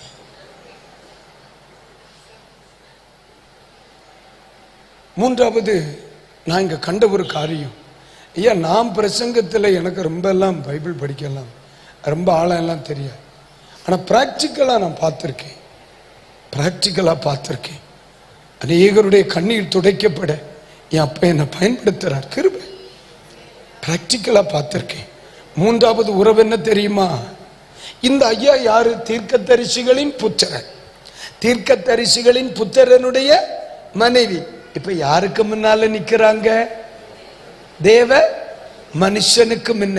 அப்ப மூன்றாவது உறவு என்னம்மா? தேவ மனிதர்களுக்கும் நமக்கும் இருக்கிற உறவு. இதுதான் குடும்பங்களை நிறுத்தும். இதுதான் குடும்பங்களை நிறுத்தும். மூன்றாவது உறவு தெய்வ மனுஷர்களுக்கும் நமக்கும் இருக்கிற. ஏமா சிலர் தீர்க்கதரிசிகளின் புத்திரராய் இருக்கிறதினால் தீர்க்கதரிசிகளை மதிக்காமல் போகிற நிறைய பேர் உண்டு. நிறைய பேரை பார்த்திருக்கீங்களா? இவங்க பாஸ்டர் ஆனா அவங்களுக்கு யாரும் பாஸ்டர் வேண்டாம். பார்த்திருக்கீங்களா? அதெல்லாம் காலராவிட மோசமான வியாதி. ஆமனே, இவர் பாஸ்டர் ஆயிட்டார்னா இனி இவருக்கு பாஸ்டர் வேண்டாம், இவருக்கு இன்னும் பாஸ்டர் வேணும், இவருக்கு இன்னும் உபதேசிக்கிறவர் தலைவன் தகப்பன் வேணும், எனக்கு வேணும். எனக்கு தெய்வம் தந்திருக்கிறார். அல்லேலூயா. நான் நின்ற மேடைகளில் என் ஆவிக்குரிய தகப்பன் நின்றதில்லை. நான் கால் மிதித்த நாடுகளை என் ஆவிக்குரிய தகப்பன் கால் மிதித்ததில்லை. நான் அனுபவித்த வசதிகளோ வாய்ப்புகளை என் ஆவிக்குரிய தகப்பன் அனுமதித்ததில்லை. ஆனா ஒண்ணு, எனக்கு ஆவிக்குரிய தகப்பன் நான் சந்திக்கிற எல்லா பிரச்சனைகளுக்கும் பரிகாரி என்னுடைய ஆவிக்குரிய தகப்பனாக்கு. இன்னைக்கும் ஊழியங்களிலே மிகப்பெரிய பிரச்சனைகளையும் சூழ்நிலைகளை சந்திக்கும்போ சில இடங்களில் ஊழியங்களை முடித்து விட்டு வரும்போ ஒரு வெறுமை தெரியும். ஆமா, சில மேடைகளில் நின்று தேவனுடைய சித்தத்திற்கு அடுத்தவைகளை வெளிப்படுத்தி போராடி கை கொடுத்து சபைகளை தூக்கி நிறுத்திட்டு வரும்போ அந்த தாக்கங்கள், அந்த பிரச்சனைகள் சில நேரங்களில் அது ஊழியங்களில் தெரியும். தனியா நிற்க முடியாதது மாதிரி தெரியும். நேர ஓடுவேன் நம்மள்கிட்ட. அவருக்கு பிரச்சனை எனக்கு சுத்தமா பிடிக்காது. உண்மையாட்டு சொல்லுதே, அதிகாமத்தில் தொடங்கி தோத்திர வெளிப்படுத்தல் வழியா போய் உபாகத்தின் வழியை ஊடுருவி ஒரு டைப்பா வருவார். தோத்திரம் அவர் பிரசங்கம் தொடங்கியாச்சுனாலே தோத்திரம் அவ்வளவுதான், நித்திரை. பிரசங்கம் நல்லா இருக்காது. ஆனா ஒண்ணு, என்னுடைய ஆவிக்குரிய தகப்பன் என் தலையில கை வச்சுட்டாருன்னு எழும்பியாச்சுன்னா, ஆமா என்னை உருவாக்கின என்னுடைய ஓப்பனாவே பேசுறேன். வெளிநாடுகளுக்கு போய் விமானத்திலிருந்து இறங்கி அந்த நாட்டில் கால் வச்ச உடனே என் அப்பனுக்கு கூப்பிடுவேன், அப்பா இந்த கண்ட்ரிக்கு வந்திருக்கேன், இந்த கண்ட்ரியில் கால் வச்சுட்டேன், இந்த கண்ட்ரிக்கு வேண்டிய கிருபையை ஆண்டவர் எனக்கு தரணும். அப்பா ஒரு வார்த்தை ஜோம் பண்ணுங்க. அவர் அங்கே ஜோம் பண்ணும் ஒரு வார்த்தை சொல்லுவார், அப்பா நான் போகல, என் பதிலாக என் பிள்ளை போறான், அவன் கூட நீங்க இருங்கன்னு. அவ்வளவுதான். திரும்பி வருமா அடையாளம் போட்டு தான் வரும். ஏன் தெரியுமா? அப்பன் செய்ய வேண்டியது அப்பன் தான் செய்யணும். ஏன் நான் தீர்க்கதரிசிகளின் புத்திரனுடைய மனைவி. ஆனா என்னுடைய கண்ணீரை துடைப்பதற்கு தெய்வம் சிலரை என்ன செய்திருக்கிறார்? வச்சிருக்கிறார். என்ன அளவுக்கு எங்க ஐயா பிரசங்கம் பண்ண மாட்டார், என்ன அளவுக்கு வசதி வாய்ப்பு அவருக்கு இல்லை, என்ன அளவுக்கு என் ஐயாவுக்கு சபையும் பெருசு இல்லை, என்ன அளவுக்கு எங்க ஐயாவை யாருக்கும் தெரியாது. ஆனா இன்னைக்கு இப்படி ஒருத்த மேடைகளில் நிக்கிறான்னா அந்த மனுஷனுடைய கண்ணில் இருந்து என் தலையில விழுந்த கண்ணீர். ஜெபிக்க போய் முழங்கால் படியிடும் 2 கையும் தலையில சேர்த்து வச்சுட்டு நின்று அழுவாரு. அந்த கண்ணீர் என் தலையில விழுந்ததுனாலதான் இன்றைக்கு தோத்தர் ஓடி ஓடி ஓடி பிரசங்கிக்கிற அளவிற்கு என் அப்ப என்ன வச்சாரு. ஹல்லேலூயா. தனக்கு ஒரு வேதனை, தனக்கு ஒரு கண்ணீர், தனக்கு ஒரு பிரச்சனை வந்தப்போ அறுக்கமென்ன குடும்பங்களை அது ஆசீர்வாதம். நமக்கு தெய்வம் தந்த தலைவர்களுக்கு கீழ்ப்படியணும், அது ஆசீர்வாதம். நம்ம கீழ்ப்படிஞ்சா நமக்கு மக்கள் நமக்கு கீழ்ப்படியும். That is my policy. Hallelujah, hallelujah. உறவு, தேங்க்யூ. அமே, உறவு ரொம்ப முக்கியம். உறவு ரொம்ப முக்கியம். நம்ம 1000 ஊழியர்கள் நமக்கு தெரிஞ்சிருக்கலாம். நம்ம எந்த இடத்தில் பந்தி ஆசரிக்கிறோமோ அந்த இடத்தில் தேவ மனிதர்கள் நிற்கிறார்களே, அவர்கள் சொல்லுகிற வார்த்தை உண்மையிலே பிரயோஜனப்பா. நான் விளையாட்டுக்கா இதை சொல்லலை. அல்லேலூயா. ஒருவேளை இப்போ உங்க சபைகளை பொறுத்த மட்டில் என்னுடைய ஆவிக்குரிய தகப்பன் இவன்தான் என்று சொல்ல முடியாது, சொல்ல முடியாது. ஆனா உங்களுக்கு எந்த கைகளில் இருந்து உங்கள் கைகளில் கிறிஸ்துவின் இரத்தமும் அவருடைய தோத்திரம் சரீரத்தின் பங்கு வருகிறதோ அவன் அந்த கிறிஸ்துவின் தகப்பனாகிய ஸ்தானாதிபதி. ஸ்தானாதிபதி. சில நேரங்களில் நம்ம அளவுக்கு அவங்களுக்கு திறமை இருக்காதனே, நம்ம அவங்களுக்கு பெரிய அறிவுகள் ஞானம் இருக்காதனே. ஆனா உண்மையா தோத்திரம், உண்மையா தேவ ஊழியர்களுக்கு சொல்றேன், தோத்திரம் அவங்க எங்கேயாவது ஓரத்தில் இருந்து என் பிள்ளைகளை ஆசீர்வதியும் ஆண்டவரேன்னு அழுவாங்க. இப்போ நான் இந்த ஆளை போறோம்னு வைங்க, எனக்கு ஒரு பழக்கம் உண்டு. நான் எந்த பக்கம் நம்ம மாவட்டத்தை பொறுத்தவரை எந்த ஊர்ல போனாலும் யாராவது ரோட்லையும் 2-3 நம்ம பிள்ளைகள் எல்லாமே இருக்காது. எந்த வீட்டு வாசப்படியை தாண்டினாலும் என் காரை 1 நிமிஷம் ஸ்லோ பண்ணுவேன். இல்லை நான் நிற்பேன், நேரம் உண்டு நான் நிற்பேன். இல்லைன்னா தோத்திர ஸ்லோ பண்ணி என் பிள்ளைகளுக்கு வீட்டுக்கு நேரம் கையை நீட்டி, என் பிள்ளைய தெய்வம் மறந்துடாதீங்க ஆண்டவரே. ஜெபம் பண்ண நேரம் இருக்காது, ஜெபம் பண்ண நேரம் இருக்காது. ஆனா மனசார என் பிள்ளைகளை, எனக்கு தெய்வம் தந்த மக்கள் இல்லையா, எனக்கு தெய்வம் தந்த மக்கள் இல்லையா, அவங்கள தெய்வத்துக்கு நான் திருப்பி கொடுக்கணுமே. கொடுக்கணுமா இல்லையா? கொடுக்கணும். அப்படி ஊழியம் செய்யணும். அல்லேலூயா, அல்லேலூயா. யாரோ ஒருவர் சீப்புக்குள்ள நடத்தி இருக்கலாம், யாரோ ஒருவர் அபிஷேகத்துக்குள்ள நடத்தி இருக்கலாம். ஆனா இப்ப எனக்கு தெய்வம் வளர்க்க கொடுத்த தலைமுறை, அவர்களுக்கு உத்தரவாதி நான், அவர்களுக்கு அஜெபம் பண்ண வேண்டியது நான், அவர்களை வாழ்த்த வேண்டியது நான், அவர்களுக்கு அஜெபிக்க வேண்டியது நான். நிறை குறைகள் இருக்கும் ஐயா, நிறை குறைவு இருக்கும். என் பிரசங்கம் பிடிக்காதவங்க என் சபையில உண்டு இல்லைன்னு கேளு. போன வருஷம் நம்ம சபையில் ஒரு பழக்கம் உண்டு. சபைக்குள்ள வரணும்னாலும் ஆபீஸில் போய் ஒரு ஃபார்மை வாங்கி ஃபில்லப் பண்ணி உள்ள கொடுத்து அவங்கள 6 மாசம் 1 வருஷம் பார்த்து அதுக்கு பிறகுதான் நம்ம ஞானஸ்நானம் கொடுக்கறது, திருவிருந்து கொடுக்கறது. அதே மாதிரி உங்களுக்கு நம்ம சபை பிடிக்கலைன்னா ஆபீஸில் போய் ஒரு ஃபார்மை வாங்கி ஒரு போட்டோவை ஒட்டி கொடுக்கணும். எனக்கு இந்த சபை பிடிக்கவில்லை, அதுக்கான ஒரு காரணம் இருக்கு. ஏன் பிடிக்கவில்லை? அவங்களை கூப்பிட்டு உட்கார வச்சு பேசுவேன், ஏன் பிடிக்கல. போன வருஷம் ஒரு பிரதர் போனார், எனக்கு பிரசங்கம் போதுமானதாக இல்லை. ஆமா பாஸ்டர், நான் பிரசங்கம் பண்ணுவேன் தானே இவர் கூப்பிட்டார். என் சபையிலேருந்து ஒருத்தன் போன வருஷம், எனக்கு பிரசங்கம் போதுமானதாக. அதுக்கு காரணம் உண்டு. அவன் ஞாயிற்றுக்கிழமை மட்டும்தான் வருவான்.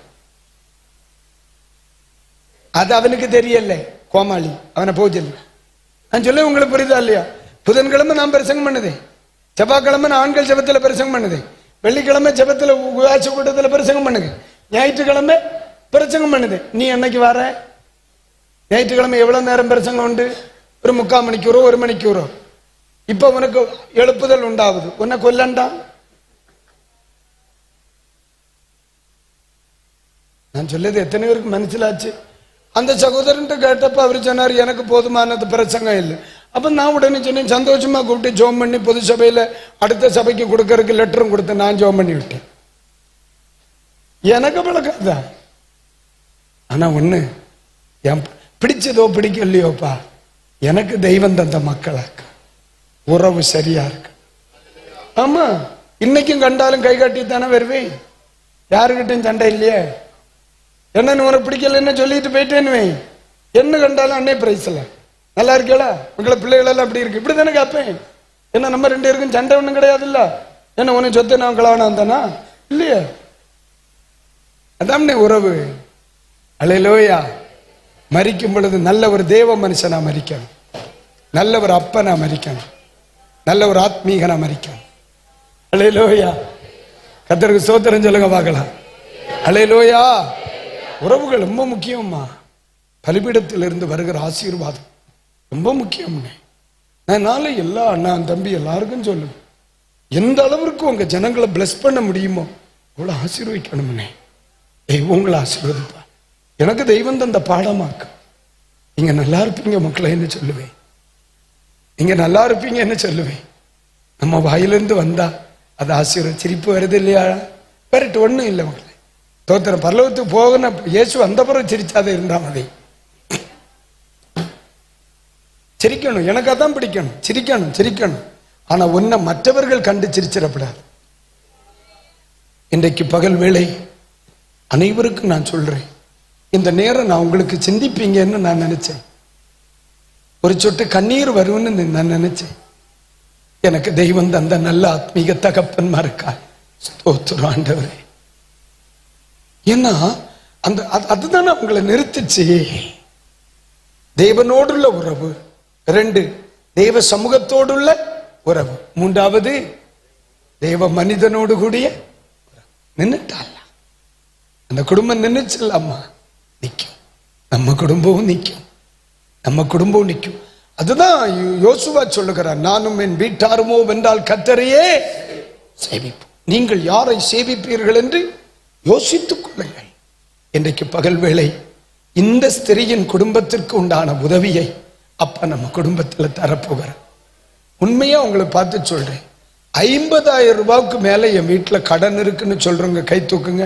ஃபர்ஸ்ட் உண்மையா ஜெபம் பண்ணுவேன். வெக்கப்படவே கூடாது, வெக்கப்படவே கூடாது. நம்ம ஜெபம் பண்ணுவோம், அவ்வளவுதான். அன்பை தவிர வேற யாருக்கு கடன் படக்கூடாது. ஆமா, நீங்க என் டைரி எடுத்து பாருங்க. என் பிள்ளைகளுக்கு எவ்வளவு கடன் இருக்குன்னு அவனுக்கு தெரியுதோ இல்லையோ, என் டைரி சொல்லும் என் பிள்ளைக்கு எவ்வளவு கடன். ஒவ்வொரு நாளும் வாரத்துக்கு ஒரு நாள் கடன் பட்டவர்களுக்கு ஜெபம் பண்ணுவேன். அந்த டைரி எடுத்து கீழே வச்சு முழங்கால அந்த டைரிக்கு மேல நின்றுட்டாளுவேன், என் பிள்ளைகள் கடன் இல்லாம ஜீவிக்கணும் ஆண்டவரே. அப்படி ஒரு தகப்பனா தான் நான் பேசுறேன். நம்முடைய குடும்பம் நல்லா இருக்கு. இந்த வேதத்தை எடுக்கிற குடும்பங்கள் தெய்வத்திற்கு முன்னால வேற எவன் முன்னாடியும் தலைகுனிய கூடாது. நான் சொல்லுது எத்தனை பேருக்கு புரியுது? அல்லேலூயா. இந்த அம்மாவை தலை நிமிர பண்ணினது எது? தேவனோடு கூடிய, தேவ சமூகத்தோடு கூடிய உறவு, தேவ மனிதர்களோடு கூடிய உறவு. நின்றுச்சுமா அந்த குடும்பம் நின்றுச்சு. இன்னைக்கு சொல்லுகிறேன், இந்த 3 உறவுகளையும் கெடாம காத்துக்கிடணும், கெடாம காத்துக்கிடணும். ஆமா, நான் அடிக்கடி சொல்லுவேன், வீட்டுல 2 பிள்ளைகள் தோத்திரம். என்ன சொல்றது, அம்மே தோத்திரம். வீட்டுல 2 பிள்ளைகள் இருக்காங்க, எனக்கு 2 பிள்ளைகள் இருக்காங்க. மூத்த பிள்ளைக்கு வைக்கிற கூட்டு சின்ன பிள்ளைக்கு பிடிக்க மாட்டேன். சின்ன பிள்ளைக்கு வைக்கிற குழம்பு மூத்தவளுக்கு பிடிக்க மாட்டேன். ஒருத்தி பொரிச்சதா கேட்கறா, சிலது அவிச்சதா கேட்க. ஆமாவா இல்லையா? உங்க வீட்டுல அப்படித்தானே? உங்க வீட்டுல வாழ்கிற மனுஷனா இருந்தா அப்படி இருக்கும். அதுக்கு மேல ஒரு வார்த்தையே கிடையாது. நான் சொல்ல சரிதானே தோத்திரம். அட பாயசம் ஊத்தணும்னு அவ சொல்ல பறிப்பு எங்கன்னு அப்ப இனி அவள்கிட்ட தான் எடுக்கணும். நான் சொல்ல வார்த்தை புரியணும். 4 பேர் இருக்கிறோமே, அந்த 4 பேருக்குள் அபிப்பிராயம் வித்தியாசம் இருக்குல்லனே. 100 பேர் இருக்கிற சபையில இருக்குமா இருக்காதானே? அப்புறம் நான் சொல்ல வார்த்தை புரியுதா? 1000 பேர் இருக்கிற சபையில இருக்குமா இருக்காதானே? இருக்குமில்ல. ஏற்றத்தாழ்வுகள் கண்டிப்பா இருக்கும். அதுக்குன்னு சொல்லி அம்மா அவியல் வைக்கல பொரியல் வச்சுன்னு சொல்லி அம்மா இல்லாம போகுமாயா? அப்பா பொரியலுக்கு பதிலா அவியல் வச்சுன்னு சொல்லி அம்மா இல்லாம போகுமா? இந்த மாதிரி பெண்ணு கேட்டேன், அப்பா இந்த மாதிரி வாங்கி கொடுத்தார், அவளுக்கு அப்படி வாங்கினார், எனக்கு அப்படி வாங்கினார்னு சொல்லி அபிப்பிராய வித்தியாசம் இருக்கு. அதுக்குன்னு சொல்லி மாற்றி பெண்ணு வாங்கின அப்பா இல்லாம போயிருவாரா? மாட்டார்ல. அப்புறம் அபிப்பிராய வித்தியாசம் இருக்குன்னே, ஆனா பிணக்கம் வரக்கூடாதுன்னே, உறவுக்கு ஒரு கேடு வரக்கூடாதுன்னே. ஆமா, வரவே கூடாதுன்னே. அது ஆண்டவர் விரும்பவே மாட்டார். நம்ம குடும்பத்தினுடைய பலனே அதுதான், இந்த உறவு தான். இந்த உறவு தான் நின்னுட்டாங்க இல்ல, அந்த குடும்பம் நம்ம குடும்பமும் நிற்கும், நம்ம குடும்பமும் நிற்கும். நான் நம்புறேன். நீங்க விசுவாசிக்கிறீங்களா? கைகளை உயர்த்தி ஸ்தோத்திரம் பண்ணுங்க. எழும்புவோமா? உங்களுக்கும் நேராச்சு, எனக்கும் சில பிள்ளைகள் வந்து ஜோம் பண்ணுவேன்னு சொல்லிட்டு வந்து போகணும். எழும்புங்க. அங்கேயும் வாசக்கூட்டு முடியும் தருவாயிருக்கும். நன்றி. இந்த இரவு நேரத்தில் நம்முடைய குடும்பத்தின் வெற்றிக்கு இதுதான் அடிப்படை. அல்லேலூயா, அல்லேலூயா. நான் தேவனுடைய சித்தத்திற்கு அடுத்த காரியம் காலையில பேசணும்னு தான் நினைச்சேன். நேற்றுக்கு ராத்திரி ஒரு 2 மணி இருக்கும். வீட்டம்மா என்கிட்ட சொல்லிச்சு, நீங்க உங்க பாட்டுக்கு நீங்க போறீங்க, நாளைக்கு குடும்ப முகாமாக்கு மறந்துடப்படாது. வீட்டம்மா இந்த டிவியில இது நம்ம இது போட்டீங்களாம் இல்ல விளம்பரம், அதுல வெள்ளிக்கிழமை பகல் குடும்ப முகாம் நடக்கும். நான் மறந்துட்டேன். அது தெரியாம தான் நாளைக்கு நான் உங்களுக்கு இதை தொடர்வேன்னு சொல்லிட்டு போனோம்னே. நல்ல வேளை அந்த பிராணிக்கு 2 மணிக்கு ராத்திரி ஞாபகம் வந்துச்சு. குடும்ப முகாம் நீர் பாட்டுக்கு எழுப்புதலை குறித்து பிரசங்கம் பண்ணிக்கிறாமே.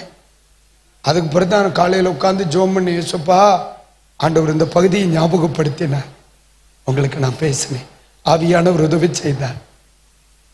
இன்னைக்கு நம்ம 2 கைகளையும் ஏந்தி, அப்பா உமக்கு முன்னால் ஏந்துகிற இந்த கரம் இந்த உலகத்துல வேற எவன் முன்னாடி என்ன செய்யக்கூடாது, ஏந்த கூட 2 கைகளையும் ஏந்தி கண்களை மூடி ஆண்டவரை பார்த்து ஒரு வார்த்தை சொல்லுங்க. அப்பா,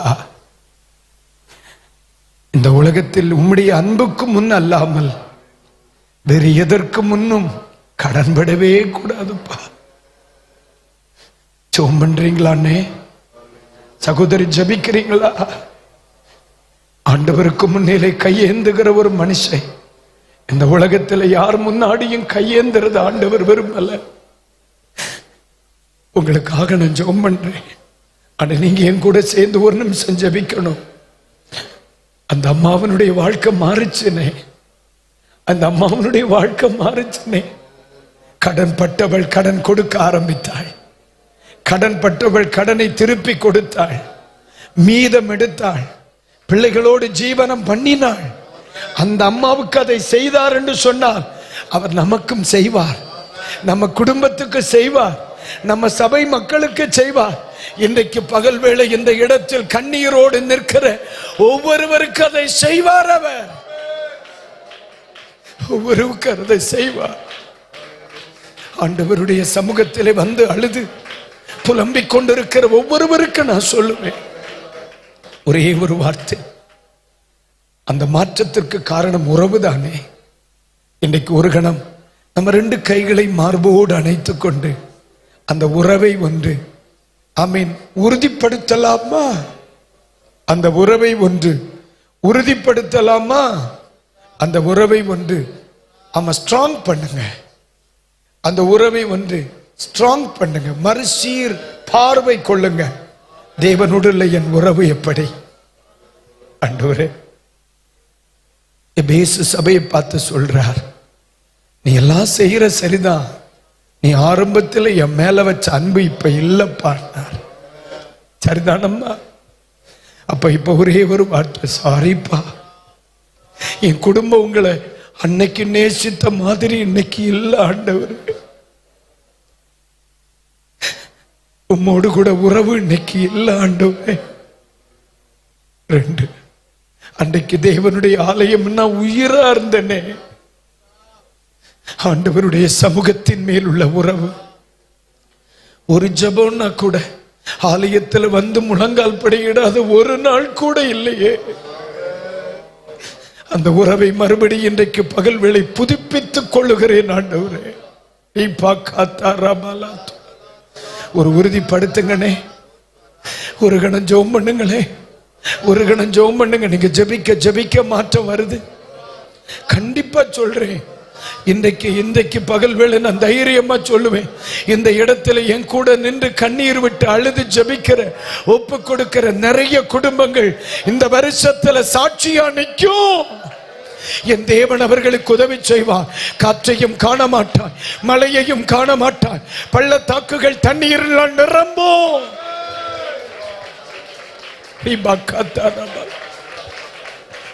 தெய்வ மனிதர்களுடைய உறவை தேவன் நமக்கு கொடுத்த தேவ தூதர்கள், தேவன் நமக்கு கொடுத்த தூதுவர்கள், நம்முடைய ஆத்துமாவுக்காக உத்தரவாதம் பண்ணுகிறவர்கள், அவர்களோடு உள்ள உறவு ஒரு தகப்பன் பிள்ளை என்ற உறவு, ஒரு சகோதர உறவு, ஒரு ஆவிக்குரிய உறவு. ஆமென். நேற்று ராத்திரி படித்தோம் அல்லையா, நீங்கள் எல்லார் மேலும் உங்களுக்கு இருக்கிற ஆவிக்குரிய அன்பை நினைத்து, ஒருவேளை அபிப்பிராய வித்தியாசங்கள் இருக்கலாம், ஆனால் பிணக்கம் வரவே கூடாது, ஏற்றத்தாழ்வுகள் வரவே கூடாது. நாம் கிறிஸ்துவின் சரீரங்களில் அவயவங்களாயிருக்கிறோம், ஒரு நாள் வரக்கூடாது. இன்றைக்கு பகல் வேளை இந்த 3 உறவுகளை புதுப்பிக்கணும். இந்த 3இல் ஒன்று ஏதாகிலும் ஒரு பிளவு இருக்குமானால் இன்றைக்கு ஆராதனை நேரத்திலேயே ஆண்டவரை பார்த்து ஒரு தீர்மானம் பண்ணுங்க. இன்றைக்கு இந்த ஆராதனை நேரத்திலேயே அதை புதுப்பிக்கிறேன் ஆண்டவரே.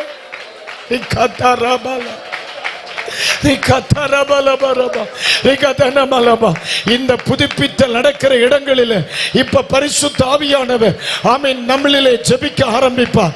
இப்ப அந்நிய பாஷையில ஜெபிக்க தோணும், அவ்வளவு அத அடையாளம். நிறைய குடும்பங்களில் பரிசுத்த ஆவியானவர் கிரியை செய்ய ஆரம்பித்து விட்டார். நிறைய குடும்பங்களில் ஆண்டவருடைய கரம் வெளிப்படுகிறது, நிறைய குடும்பங்களில் தேவனுடைய கரம் வெளிப்படுகிறது. இன்றைக்கு பகல் வேளையில் இயேசு கிறிஸ்துவின் நாமத்தினாலே அநேக குடும்பங்கள் அனுபவிக்கிற இல்லாய்மையில் இருந்து ஆண்டவர் ஒரு விடுதலையை கட்டாயிடம். கொஞ்ச நேரம் ஆவியில நிரம்பி ஜெபம் பண்ணுங்க. Thank you thank you thank you. துதிக்க ரீபா ராகா தனமலபா ரீகா தனமலபரபா. உன்னுடைய வீட்டிலே மாற்றத்தை கொண்டு வருகிற ஒன்று உன்னுடைய வீட்டில் தான் இருக்கிறது, உன் கையில் தான் இருக்கிறது, உன் கையில் தான் இருக்கிறது. இன்றைக்கு பகல் வேளை கத்த சொல்லுகிறார், சில குடும்பங்களிலே மாற்றத்தை, சில குடும்பங்களில் மாற்றத்தை, சில குடும்பங்களில் மாற்றத்தை, சில வீடுகளில் மாற்றத்தை கட்டளை எடுக்கிறேன். தரித்திரங்கள் மாறுகிறது, கடன் பிரச்சனைகள் மாறுகிறது, இல்லாய்மைகள் மாறுகிறது. ஆவிக்குரிய உறவுகள் புதுப்பிக்கப்படுகிறது, ஆவிக்குரிய உறவுகள் புதுப்பிக்கப்படுகிறது. இன்றைக்கு பகல் வேளை இந்த இடத்தில் இருக்கிற ஒவ்வொரு பிள்ளைகளையும் ஆண்டவர் தம்முடைய கிருபையினால் நிரப்புகிறார்.